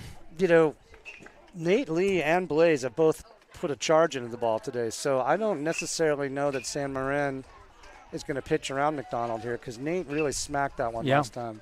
Agreed. 3-2 pitch.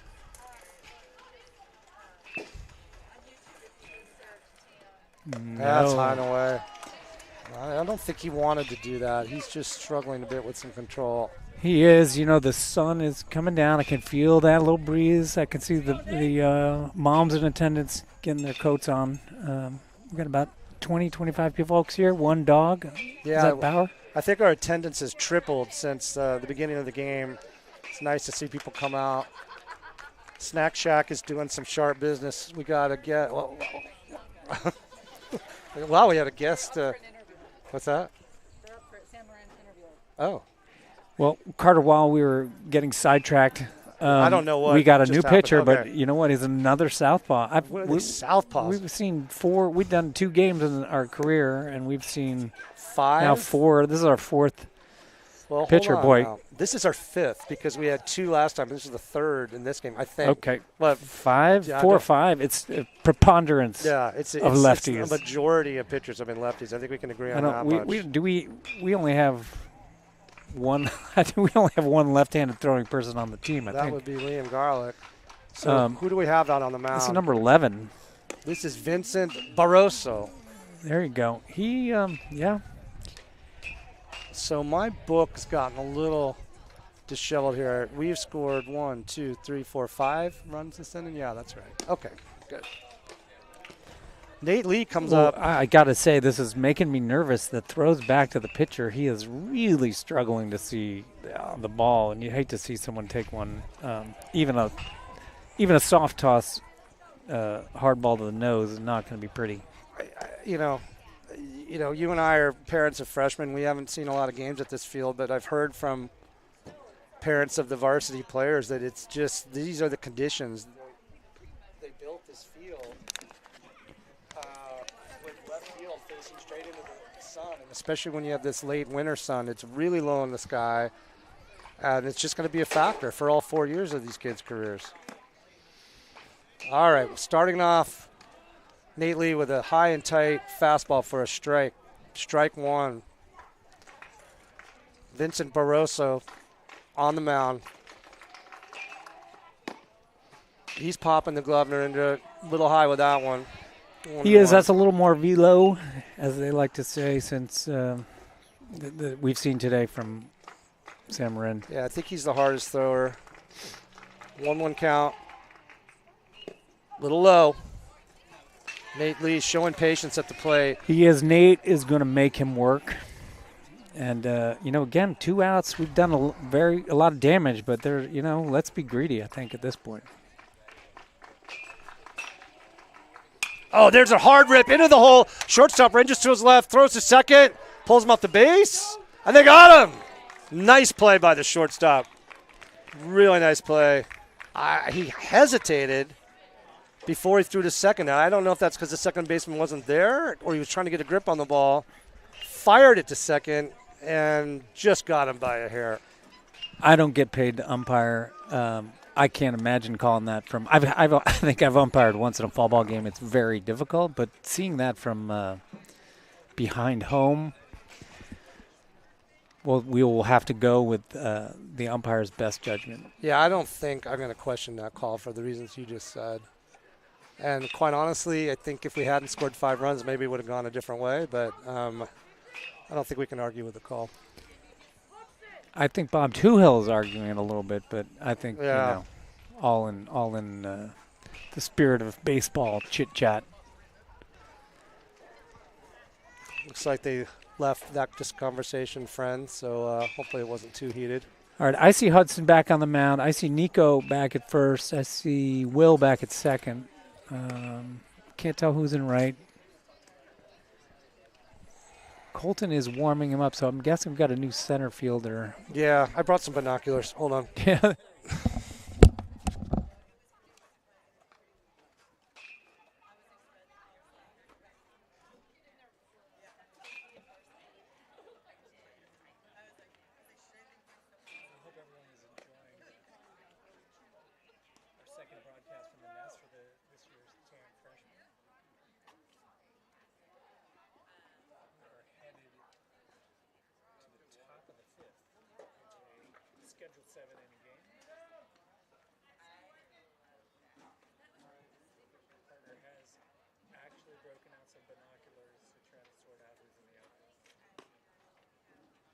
This has nothing. I can't see the damn thing. Reporting back that is not a prop we will be using for our next.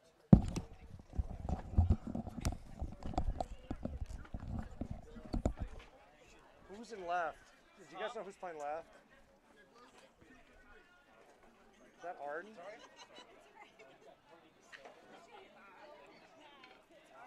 Karen, you know who's playing left? Arden? Yeah.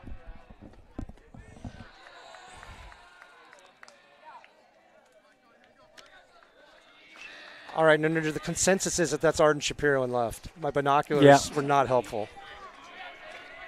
Looks like we got Nate Lee behind the plate. And Williams comes in with a strike.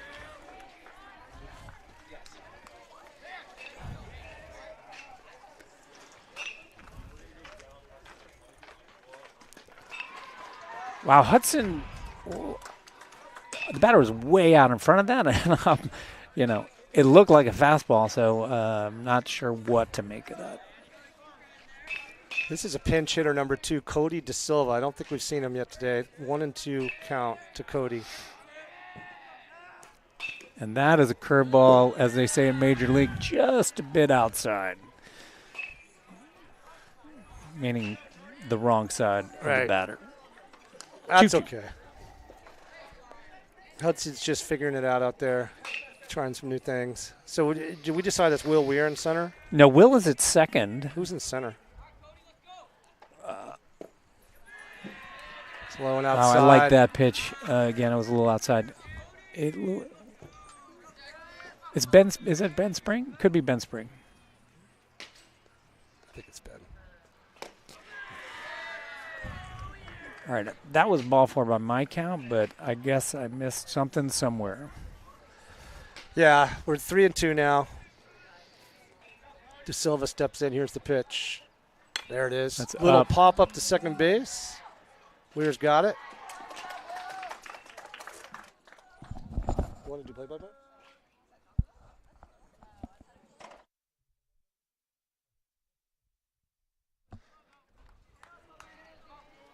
All right, that's one out. Little pop up to second base. Nice play by Weir.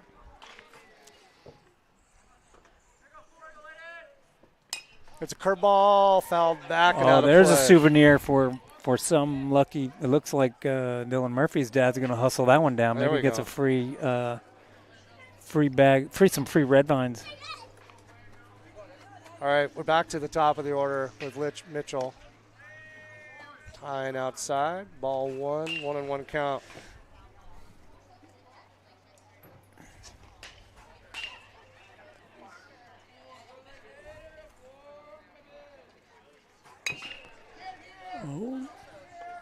Foul ball down the third base line, just into the Tam High dugout. Bach runs out of room.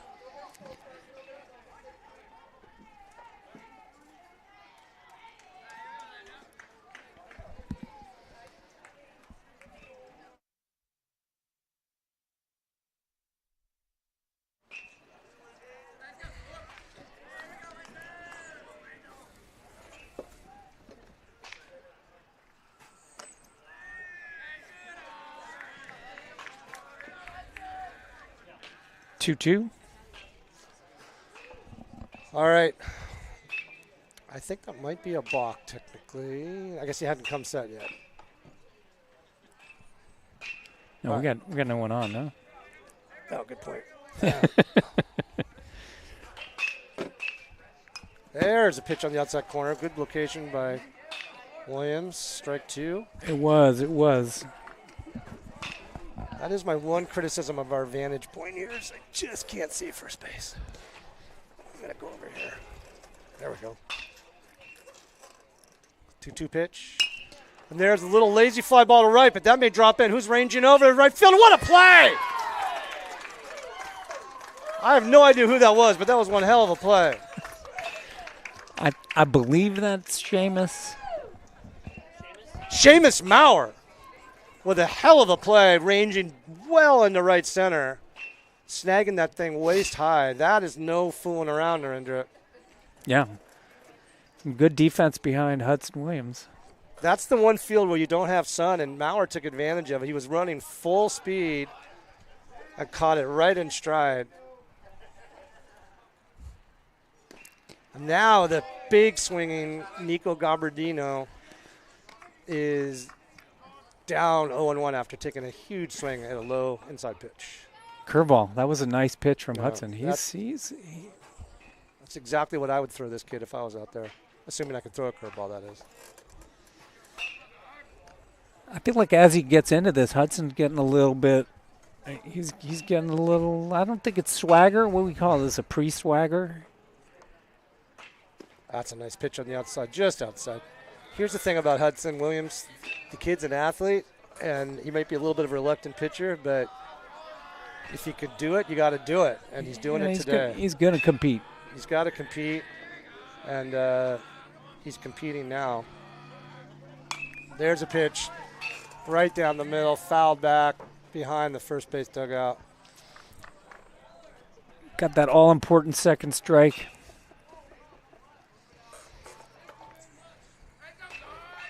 All right, 2-2 to the San Marin's best hitter. Oh, and that is right down the middle. Oh, he froze him, Narendra. I don't know if that was off speed, but Gabardino kind of waved at it, not unlike the last pitch that ended the World Series for the Giants against the Tigers. Where Yeah, I will say Holby came out with a smile on his face. Yeah. That was a beautiful sequence from Hudson Williams against what has been their best hitter today. Holby is looking for arms, and I think he found one.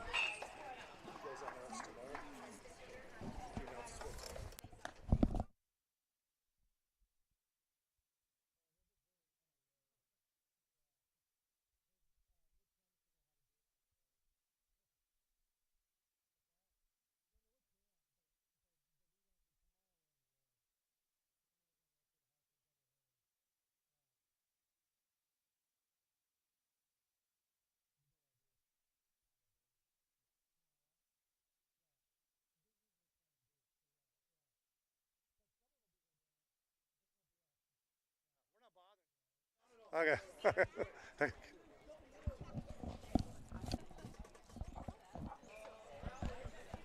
So Carter, Come on. Oh, I'm making just like I think we have a, a team out there, lots of people getting it done. I'd say here at the park we got Keith McDonald doing a fine job with the scoreboard. I can see Amelia Weir, Natasha Kindergan, and Heather Barbary in the snack shack. making some money. There's a lot going on behind the Yeah. scenes. Making some money. On a picture perfect March Friday in Mill Valley. I haven't looked at the weather under, but my guess is it's only going to get better. All right, here's Rocherville stepping in with 11-6 lead in the bottom of the fifth. Tam looking to add on. There's a fastball outside, ball one. Again, to me that looked like a strike, but it must be well outside. Our angle just is not good.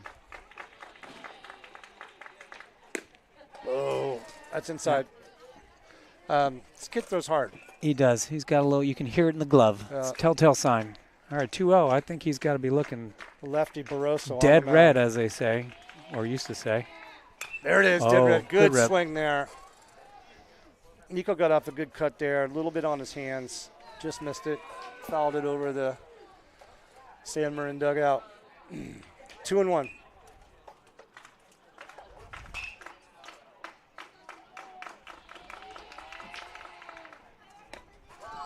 Low and inside, ball three. Nothing but fastballs. Yeah. All right. It's another nice pitch, hitter's pitch right here, 3-1. Barroso's just throwing the heater up there. I blew that one right by him. That was a good He pitch did. on the hands. All right. Rocherville's got a dig in, 3-2.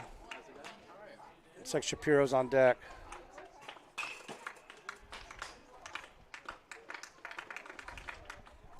And he fights it off the hands. A little chopper to the first baseman. He makes a nice play with the bare hand. Throws over to first. That's one out. Again, it got him on the hands. Nico fought it off. But the pitcher made a nice play. It had a funny bounce to it, almost like he hit it twice, but I don't know. So Arden Shapiro is coming in for Gail O'Brien. Number 21, big right-handed hitter.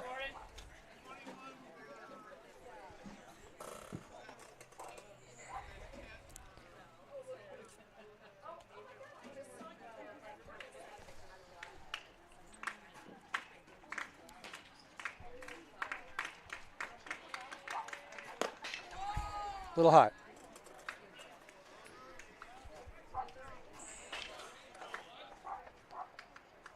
Shapiro digs in. Fouls it back. It's a good cut. It was a little up in the zone, Yeah. but you know what? You got to take some rips up there. My thing with Arden is that he takes too many pitches, so Yeah. I don't have any problem if he wants to swing Agreed. away. He tags that. That's going over the center fielder's head.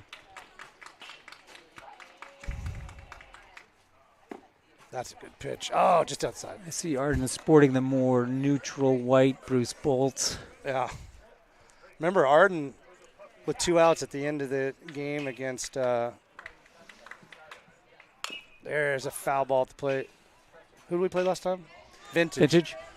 Remember Arden Yeah. had 2 outs and he hit a really nice hard ground ball right over the first base bag that looked to everyone here to be fair. That was called foul. Just not to the umpire. And then he strangely hit kind of a fly ball 3 feet fair down the right field line, and somehow the right fielder was standing over there and made the play for the last out of the game. Well, he has worked it full. We know if there's one thing Arden can do is work a count.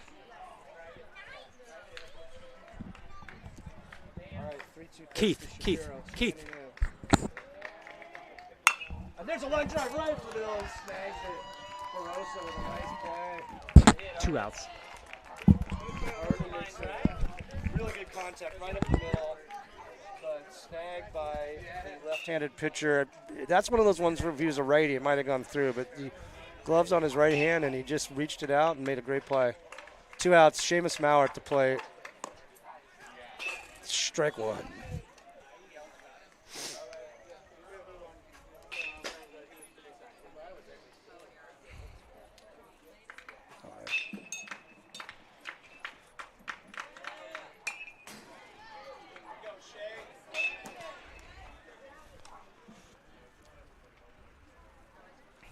Maurer in the hole, 0-2. Maurer with the play of the game from right field.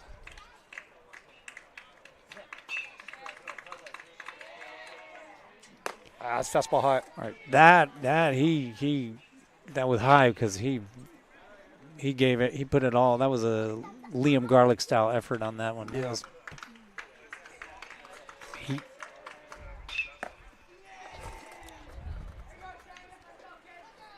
Barroso starting to leave it up. I see a righty in the bullpen right now for San Marin. Oh, I think that's down the middle. Yeah. Called strike 3, and that's the end of the 5th. With your score remaining, Tam Hawks 11, San Marin freshman 6.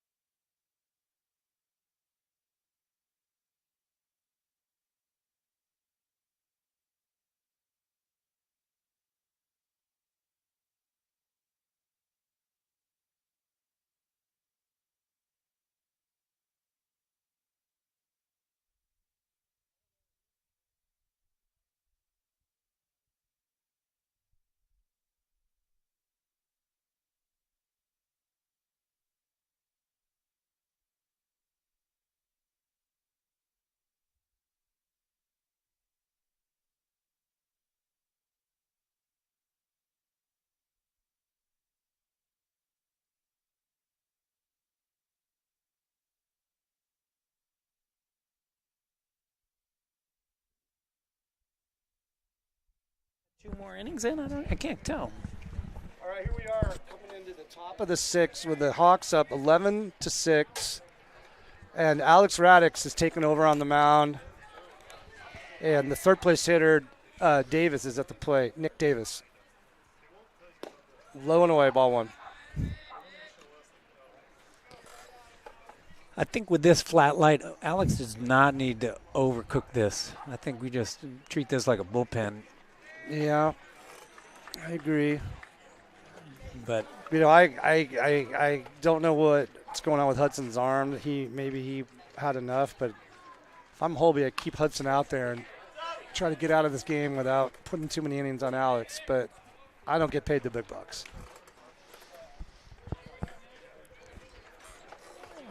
And I know since this is our first time through this, I wonder what, obviously the sun is just going down, but I wonder when the light isn't, the games get called.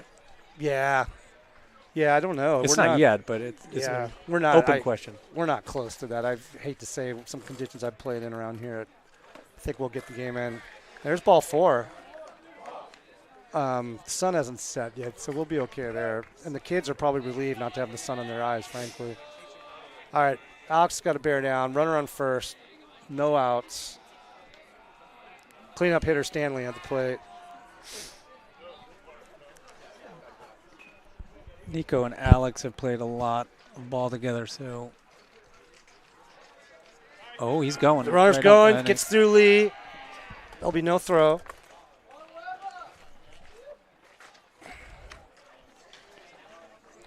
All right, Radix needs to settle down and find the zone.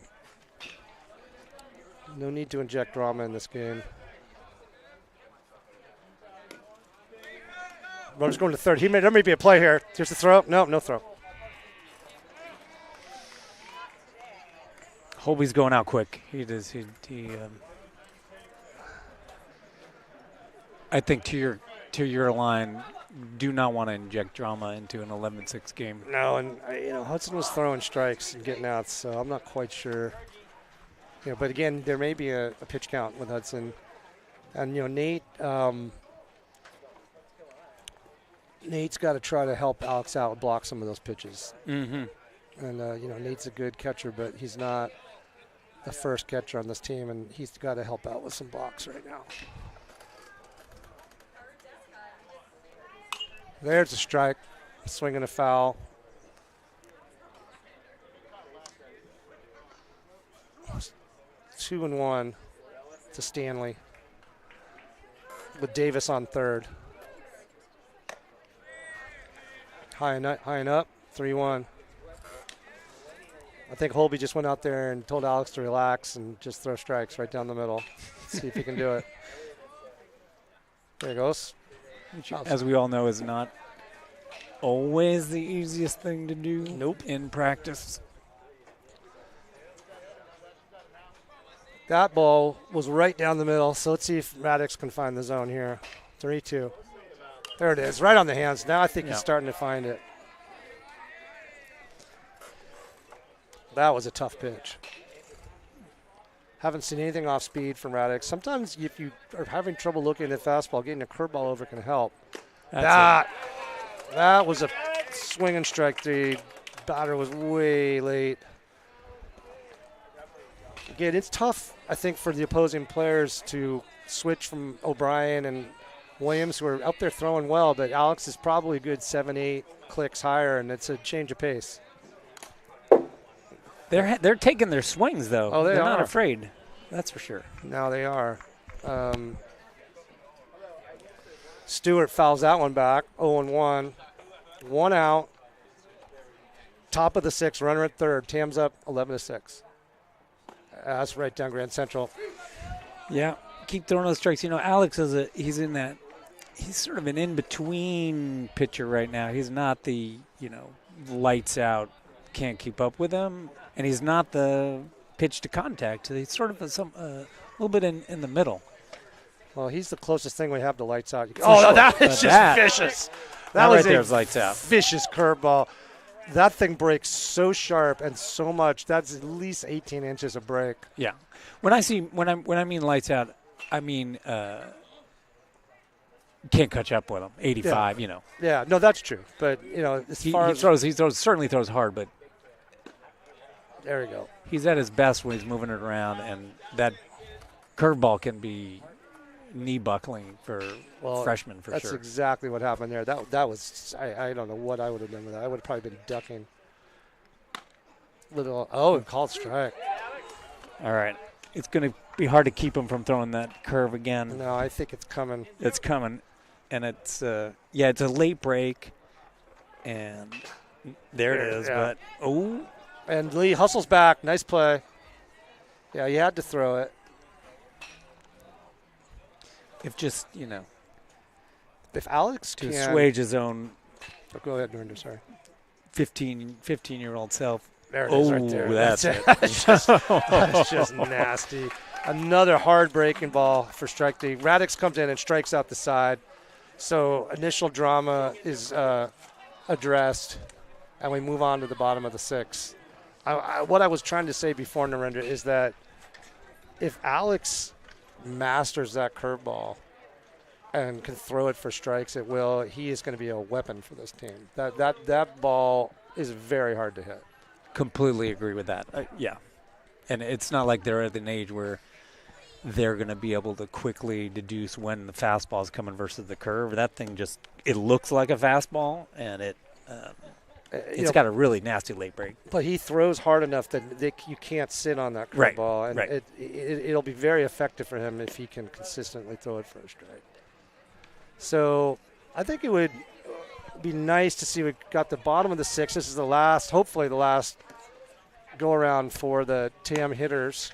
And we've got 9-1-2. I think it would be nice for some of these players to get some hits and maybe put a couple more runs up if they can, just for confidence going into tomorrow. Mm-hmm.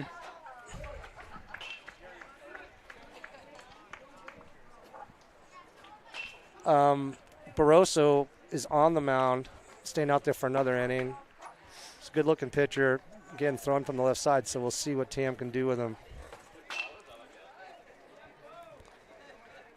This is a good time to call out some more of our generous sponsors who sponsor the Tam High Boosters that make these sports teams at Tam High possible. I want to call out our friends at Stretch Lab over at the Strawberry Shopping Center. Go get your stretch on at Stretch Lab, sponsor of the Tam High Hawks. All right, bottom of the sixth. Will Weir at the plate.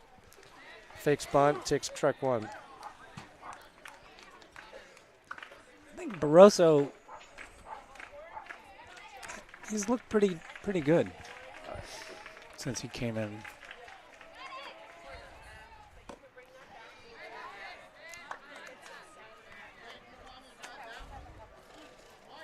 You can see Will up there with this sort of standard gear, the mitt in the back pocket, the elbow guard.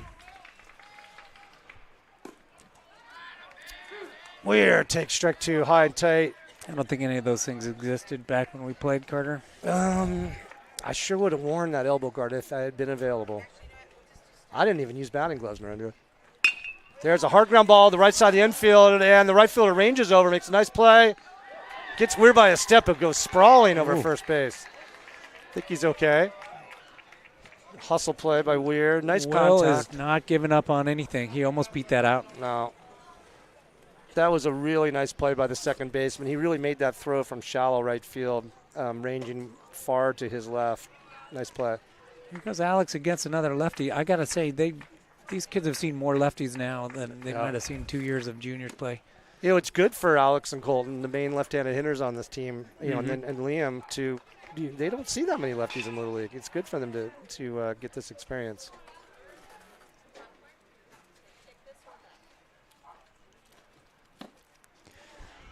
That was fooled. Yeah. Fooled mightily. I'm not going to tell anyone this, but that's how to beat Radix. He's a dead pull hitter. Outside of the plate. Lays off that high and tight fastball. He's got to learn, as Barry Bonds would say, to spit on that with that. Just drop, let it go. Oop. Yep. Well, he's showing some good plate discipline now, running this count to 3-1. It'll be fun to see if Barroso wants to challenge him here. And does, and Alex swings through it. Got to take my hat off to Barroso. That was a good pitch. That was higher in the zone, which Yeah. is another one. You know, with these lefties, they don't see a lot of that high and away, or low and away. No, it was away. And there's another, and Alex fights this one off down the left field line, out of play. Now that was a hittable pitch. As Radix develops, he will learn to take that ball the other way. That's not his game, but it doesn't really matter right now. There it is, and that's his game right going there. to the gap. Line drive into right center field. The right fielder does a good job to cut it off. Holy Radix still longs it. Alex falls down rounding first, but he's back up. He may get a little bit of yes, that was my thought exactly. He may get a little bit of. that was not bussin'. No. But Alex hit a sharp line drive. The right fielder was playing way over into the gap, or that might have rolled to the fence. That little stumble did not go unnoticed by the home dugout. Oh. Here goes Look, Williams. he's got a little hesitation move. That's gone. Yeah. Ill-advised throw. Oh, I didn't miss it. Was there a back pick? They threw down to first. That's not gonna do it. All right, so San Marin trying to get their practice in, tries a back pick at first that is unsuccessful, with Radix advancing to second. Again, this is all practice. We're early in the season. Tam is looking to learn, trying to get some ABs, keep this rally going. Puts the throw back to second, into center field. Alex thinks about it and goes back.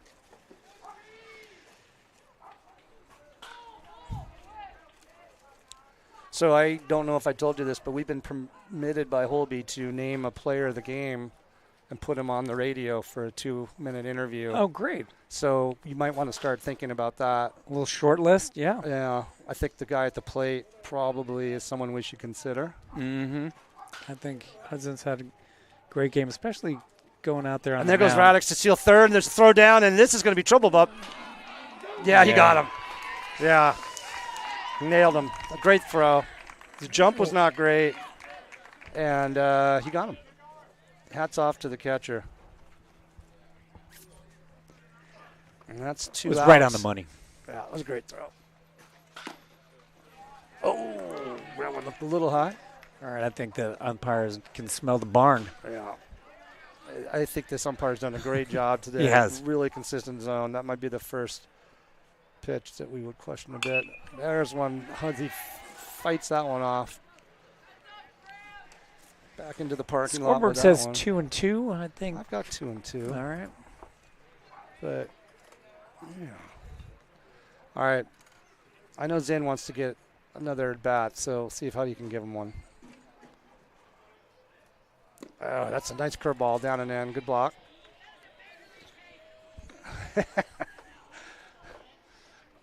Chatter from the bullpen or the dugout that was a major league take, which I actually agree with. Full count, 2 outs to Williams. Oh, that got him there. I don't know. Yeah, that's some nice pitching by That's great pitching. Barroso. Hard throwing lefty. Vincent. Yeah. And it looks Tip like your cap Alex to is that. coming out for one more. Is he? Yeah, Holby's talking to him. He's doing something with his arm, which I don't like the looks of that. No. It's very hard to get these kids to cough up exactly how their body feels. He was tugging at his sleeve. I'm going to take that as just a sleeve tug and nothing else. All right, we've got Nate Lee is still behind the plate. Looks like Rocherol is back at first. Blaze McDonald is taking a outfield position somewhere. Hugo is at third. Colton's in. Looks like he's heading out to center. Williams is to short, and that would be Blaze then going to right. So that's your defense here. Top of the 7th. So this game is not over. Tim has not put a run up in 2 innings, and we've got bottom of the order, 7, 8, 9 for San Marin. We'll see if they, I'll be interested to see if the coach puts up some of the bench players, and it looks like he will. What I'm seeing is Holby is tipping that he wants to notch this win. That is for sure. He wants to get these freshmen to 2-1. Well, I that's throwing again, Alex back on there. I don't think you burn 2 pitchers single innings each. I think once you commit to Alex on the 6th, you got to run him back out there. All right, so we've got Justin Reed back in there, number 7 hitter, taking for ball 1. There's a swing and a foul over the San Marin dugout. Strike 1.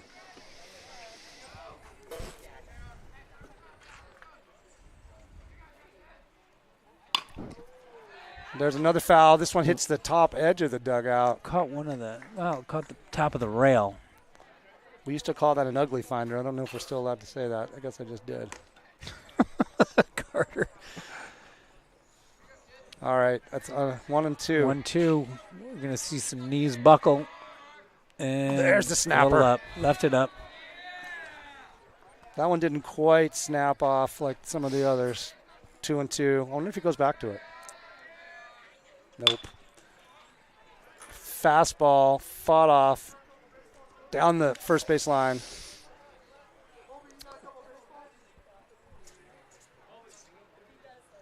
San Marin's got 2 balls in their bullpen. They got to go get them and bring them back.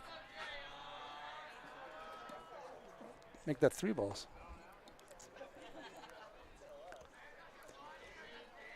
All right, here we go. 2-2 count. You know, I was going to say I'd like to see something hard inside. That's what that was, and 21 did the job. He fouled that off. Justin Reed, San Marin. Alex is finding the zone here. Left out Curveball just inside. I'm going to go ahead and say it, unnecessary. Let's just drill it down the middle here. Yeah. Reed is putting up a great battle. He is.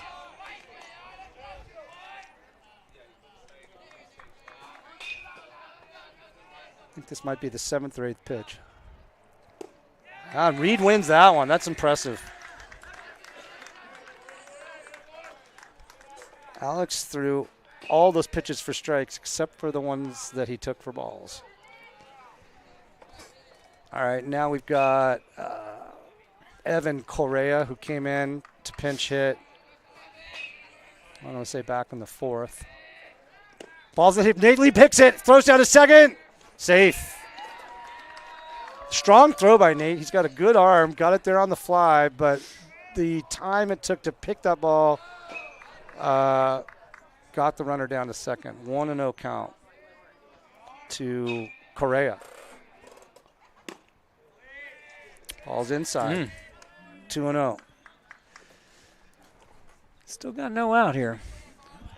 Yeah, and we're in the 8th slot, so what you don't want to do is turn this order over. High and inside.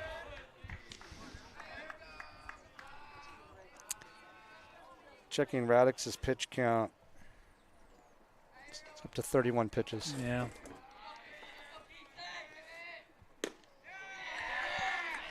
That's ball 4. Runners at first and second. No outs. This is not what Holby had in mind. No, and he's going out to the mound. That might be it. I don't know who's coming in. Put Williams back in. Can you do that in high school? I don't think so. No, there's no one else. There's no one else. He's just talking to him. The bummer. I'm looking through. Sorry, every pitch today for Radix is one pitch less tomorrow. That's how I'm looking at this. Mm-hmm. So, but I think in this game, you got to leave him in and play for the W. Cody DeSilva. DeSilva came in as a pinch hitter in the 5th. Nice play by Weir to dig that out. Now the sun is officially down. We're just getting that sun on the top of the Strawberry Hills at this point. Tops of the eucalyptus trees, getting a little cooler here. There he is. Strike on the inside. This is where Radix wants to bear down and get over to super duper. There's a pop up high, coming right back to. Look, that landed about 3 feet from us. Carter wisely evacuated, had that backspin coming. 2 strikes, no balls. I don't know if Narendra told you, but I just got up and ran on that one, folks. That was right at my chair. All right, so we got 1-2 now that you're back in the saddle. Thank you. Again, Alex, we're just looking for an out here.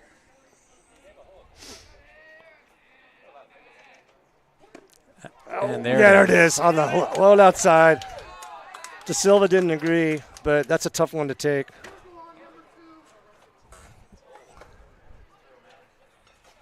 Oh, number 2 has been ejected from the game. Cody DeSilva, umpire just threw him out of the game. A little bit of an academic situation here. I think, just trying to make a point. They work hard. I think this is when these kids are learning. Oh, yeah. I guess my point is baseball plays a certain way, Yeah, it's not going to affect the game, but I think if the kid said something, he's got to realize there's a consequence. My guess is he did. There we go. Fouled off into the tennis courts. Ooh, towards the cars, under the panels. It's just a strike. All right, we got Mitchell, top of the order. Landon Mitchell, second baseman. Lone outside. Lee makes a nice stop. The shadows are coming in hard at this point. I am dialing up the brightness on our production unit here. Yeah, we're going to bring you quality TV right until the end, folks.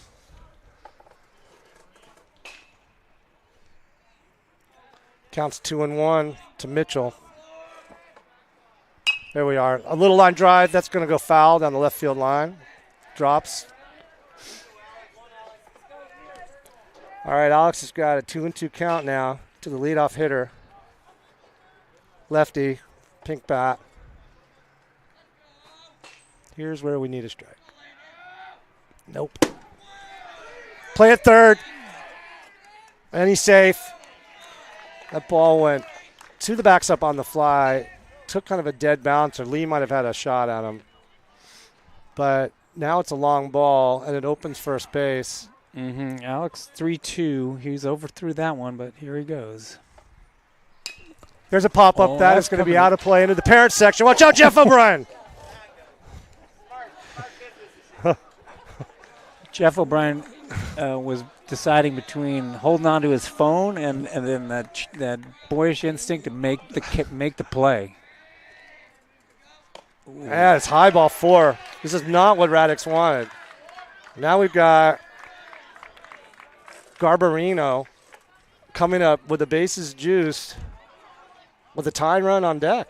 1 out. Alex is pulling at his sleeve again. I don't like that look. I don't know what it means, but I don't like it. All right, this will be the story of the game right here, folks. Here we go. Alex looked like he wanted to get down to business on that one. Here's your 0-1. Yeah. Alex is putting a little extra on that one. Yeah, and I think Garbarino's definitely behind. I think I would not be throwing the curve now. Just low and away. Oh, I think he hit him. Oh. He hit him. He just grazed the shoulder. That's unfortunate. That is He had what, him in I the was hole, worried about. 0-2. And that's not what he wanted to do. That was a battle I was looking forward to seeing the end of. As it is, the tied run has come to the plate in the top of the 7th. This game is not over. There's a line shot foul down the left field line. This is Davis, the number 3 hitter. These San Marin kids seem actually a little more comfortable with some of the speed that Alex is throwing on their fouls. That may be right.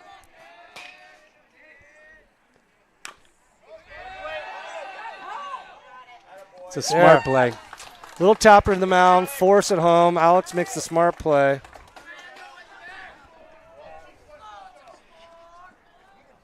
All right, now San Marin is down to its last out. Base is still loaded. The time runs the plate in the form of the cleanup hitter, Stanley. Swinging a foul. Can't even script it any better. Baby Hawks at the nest looking to close this one out. 2 outs. That's high. Yeah.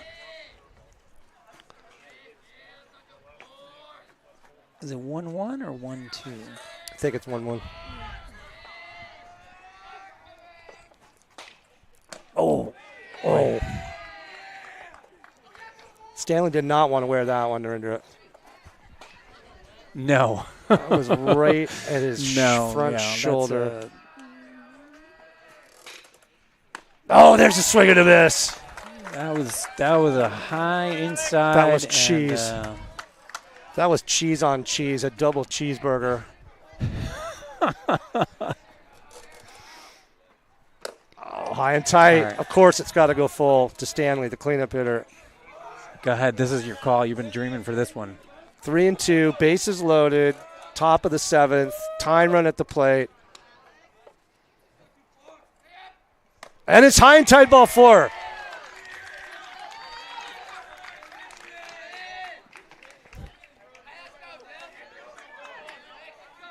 I'm here to tell you, Narinder, this is not the worst thing. Those are 2 really big hitters. I think Radix bears down on 16. Stewart. There we go. There's a soft line drive foul.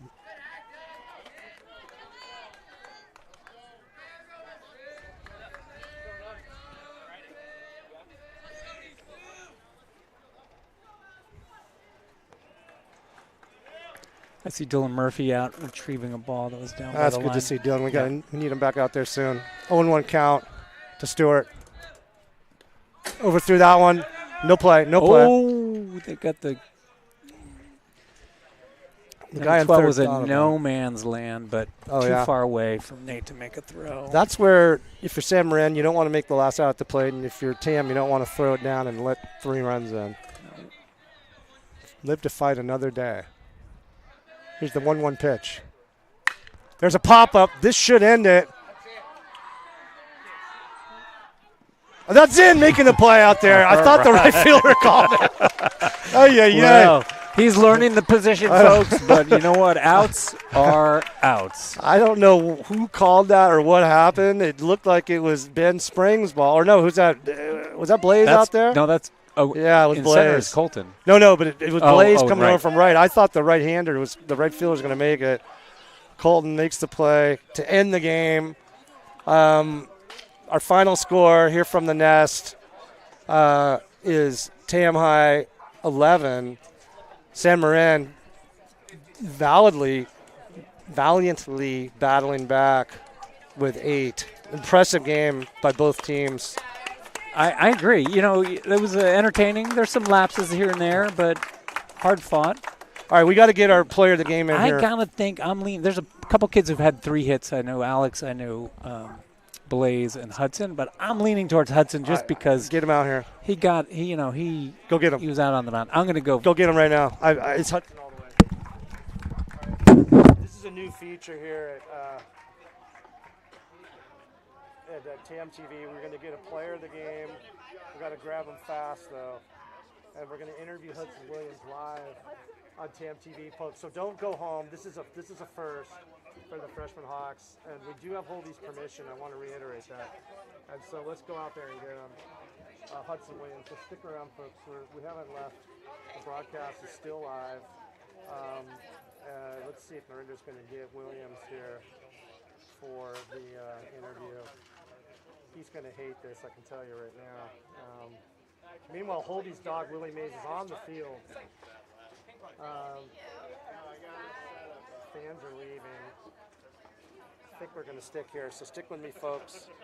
See if we can get Hudson for an interview. Next to McGinnis Park, there's pickleball. That game got a little closer than we would have liked, but I like the way Radix battled back. It'll be interesting to see if he's going to pitch tomorrow. Stick with us, folks, so you can get the post-game interview. Meanwhile, I'll give you some post-game stats here, courtesy of Jeff O'Brien's Game Changer. We got what's going on? We have Williams coming. We do. Holby needs to take care of business with the team. Okay. And then, we're gonna put him on there. I like this idea. We give them a little media training. Yeah. Meanwhile, we'll throw some stats at you. Yeah, you're right. The top of the order really produced today. Radix 3 for 4 with a double and 4 RBIs. Williams 3 for 5 with 4 RBIs. Zinn 1 for 2, got on base 3 times, courtesy of bruises to his arm. Blaze McDonald had a huge day at the plate, 3 for 3 with a walk and a run batted in. And he was hitting the ball hard. Yeah, he's making great contact. So beyond that, Gail O'Brien had a nice single, and that is really the offensive production for your Tam Hawks today. On the mound, we had Gale really went out there and ate up the innings, 3 2/3, gave up 6 runs, but really ate up valuable innings. Hudson Williams, our player of the game, when he gets here, pitched 1 1/3, gave up 1 hit and 1 strikeout. And then Alex Radix came in to close the game, pitched 2 innings, giving up 2 runs, both earned, walking 5.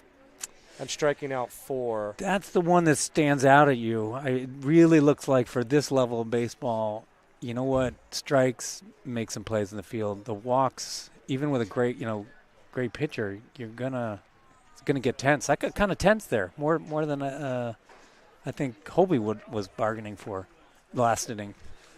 I'll tell you what I like about this box score, Narendra. Do you want to see what's missing from it? Do you see any E's? Yeah, there you go. Well, that's not possible. Yeah. We're going to have to talk to Yeah. scorekeeper O'Brien here. Something happened at first. Yeah, so probably that was – but other than that, we had solid defensive play by the Hawks. A lot of some adventures in center field that ended up in outs. We had a lot of adventures in second field, but they all ended up in the glove. A tremendous play by Seamus Maurer. And good, clean infield play by the infield. We're still waiting for Huddy. I thought the deal I had struck with the coaches was we get to interview them before the team meeting, but I told him that. Yeah. And I think he renegotiated the terms right there on the spot. I don't think we have much leverage in that negotiation. No, we don't. That's the one. We're aware that we're endlessly entertaining. So right. So all right. So we're willing to put in the time. Well, we have some time to fill. Tomorrow. Let's talk tomorrow. No. More importantly, let's talk more teenage slang since you brought up the subject. So here's I want to test you, and if any of our listeners want to message in and they know the answer. So you started with cap, which apparently means I don't believe you. That's not true. Yeah, so or no lie, yeah. Here's my question for you. If I say to Nico, if he's over at my house, hey, Nico, how about me take you down to Super Duper, my treat? Teenage speak, what would be the word he would use to respond? When you're presented with something positive that you want to say yes to, you say? Thank you, Mr. Zinn. I'd love to. You think that would be it, but it's not. The word is bet. Oh, really? Bet. Bet, okay. So I'm trying to teach you something here. If you hear your kid saying bet, that means he's telling you that whatever you said was good and he approves of it. Okay, all right. That's good to know. Right. Those are then there's bussin'.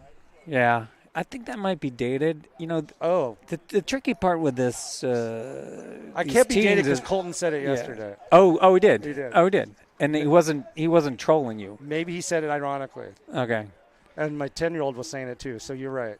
I think the issue is trying to keep up between the words morphing, the meanings of the words morphing, and the memes. It's kind of a mess. It's a little bit of a hot mess, which we didn't have in the 80s. And the ironic thing is that in my day, when you the word cap meant you were capping on somebody as in making fun of them. Yeah.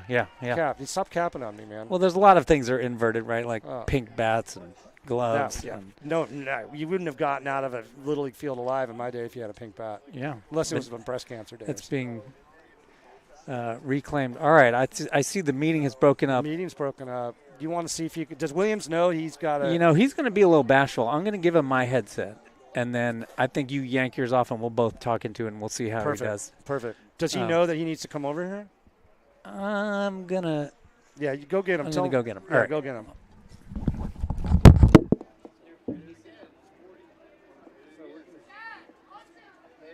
Yeah, tell him to get over here. All right, looks like the players are working on over here. Tell him to come over here.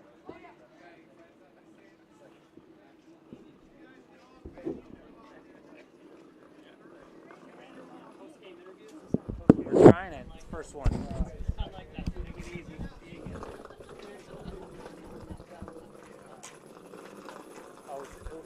Cindy Blaze? All right. Well, Blaze, you're going to be the first one. Awesome. Carter and I are going to pepper you with some questions. Sit down there. All right. I can't. Okay. So, Blaze, the first question I have to ask you is, did Hudson send you over here instead of him? Yeah, he didn't want to do it. The first thing you have to tell him is that's not an option.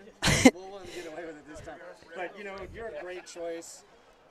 3 for 3 today, an RBI, great game behind the plate. Tell us what stood out for you today, Blaze. Just staying calm back there. That's really it. Got to trust that everything will go through, and did. Yeah. What did you see from San Marin? What was the best arm out there? They have None. They were all throwing meatballs. we call our little broadcast here no cap. So he's giving it to us straight. Yeah. All right. And how are you feeling about the season so far? What do you think? Good. We're off to a good start. think we can be like a lot more productive and like more hustle and stuff. But otherwise, that's it. Yeah. Are you ready for a doubleheader tomorrow? It'll be tough, but yeah, I'm ready. Yeah. All right. Blaze, what's the report on Liam Garlick? Do you have any inside scoop? Yeah, he wasn't here today because he went to a basketball game. What? Yeah, he went to a Kings basketball game. I think he'll be there tomorrow though. He was sick. No. He's sick in the head is what he is. All right, okay. Well, I'm glad we got the inside scoop. This is the No Cap Hour. Blaze, lastly, what did you see from your pitchers today? What did you see? What did you like? What do you want to see them work on? I say some great balls. Just got to work the zone more and just give something the hitters can hit and the infielders can play. Yeah, no, I agree. And that Radix curveball, when it works, is something else. Huh? Yeah. All right. Hey, Blaze, thanks for joining us. Yeah. I think, what did you get, a free taco and Greeley's on behalf of Marin Rocherelle as being the first guest in TAM Talk. So, Blaze, thanks a lot. Great Yeah, game, thank man. you.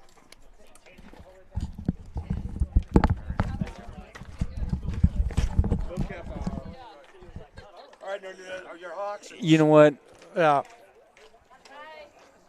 I'm just going to say it. He was muted. Oh, no. I hope you He's can gonna- hear him on our mic. All right, we're going to do a quick recap. We just Yeah. had Blaze. He was muted. That's our bad. Look, what do we do? A little my bad. Yeah, my bad. Um, Dang it. But he Technical. gave us some nice insight. We learned that Liam Garlick was at a basketball game today, but he should be there tomorrow. Yeah. We learned that they want to see a little more hustle. He obviously had a great game behind the plate, and the next broadcast, No Cap will not mute one of the star players of the game. It's just a learning process, folks. So tomorrow there'll be no broadcast. We hope you can come out to El Cerrito High School for the doubleheader game. For game number 1 is at 9 a.m. Game number 2 is at noon. So let's get on over across the bridge. It's an easy half-hour drive. They've got a great program over there, great facility. I hope we see you tomorrow, bright and early, 9 a.m. for El Cerrito. Then the next game is away at Redwood, 4 p.m. on the 12th. And we'll see you again not until Saturday, the 22nd, against Casa Grande here at the Nest. So for now. That's a long time. We were going to work on those road games. Oh, yeah. No, let me back that out. It's possible we'll be able to start broadcasting road games, at least with audio, but that's TBD, depending on Narendra's technical prowess. Yeah, and that Casa Grande game is definitely going to be a must-watch. They are the juniors Petaluma Valley team that was 1 out away from the World Series, the Little League World Series. That is an undefeated and very solid squad, and a lot of our team played them last summer, and I'm sure they'll be excited to see what they can do. Decided underdogs, but all right. All right, You gonna well, sign it there's off? probably literally nobody listening to us right now, but that's okay. Just hope somebody heard that Blaze McDonald interview. So for Narendra Rocherole, this is Carter Zen signing off from Tam High, and we will see you tomorrow in El Cerrito. Thanks, everybody.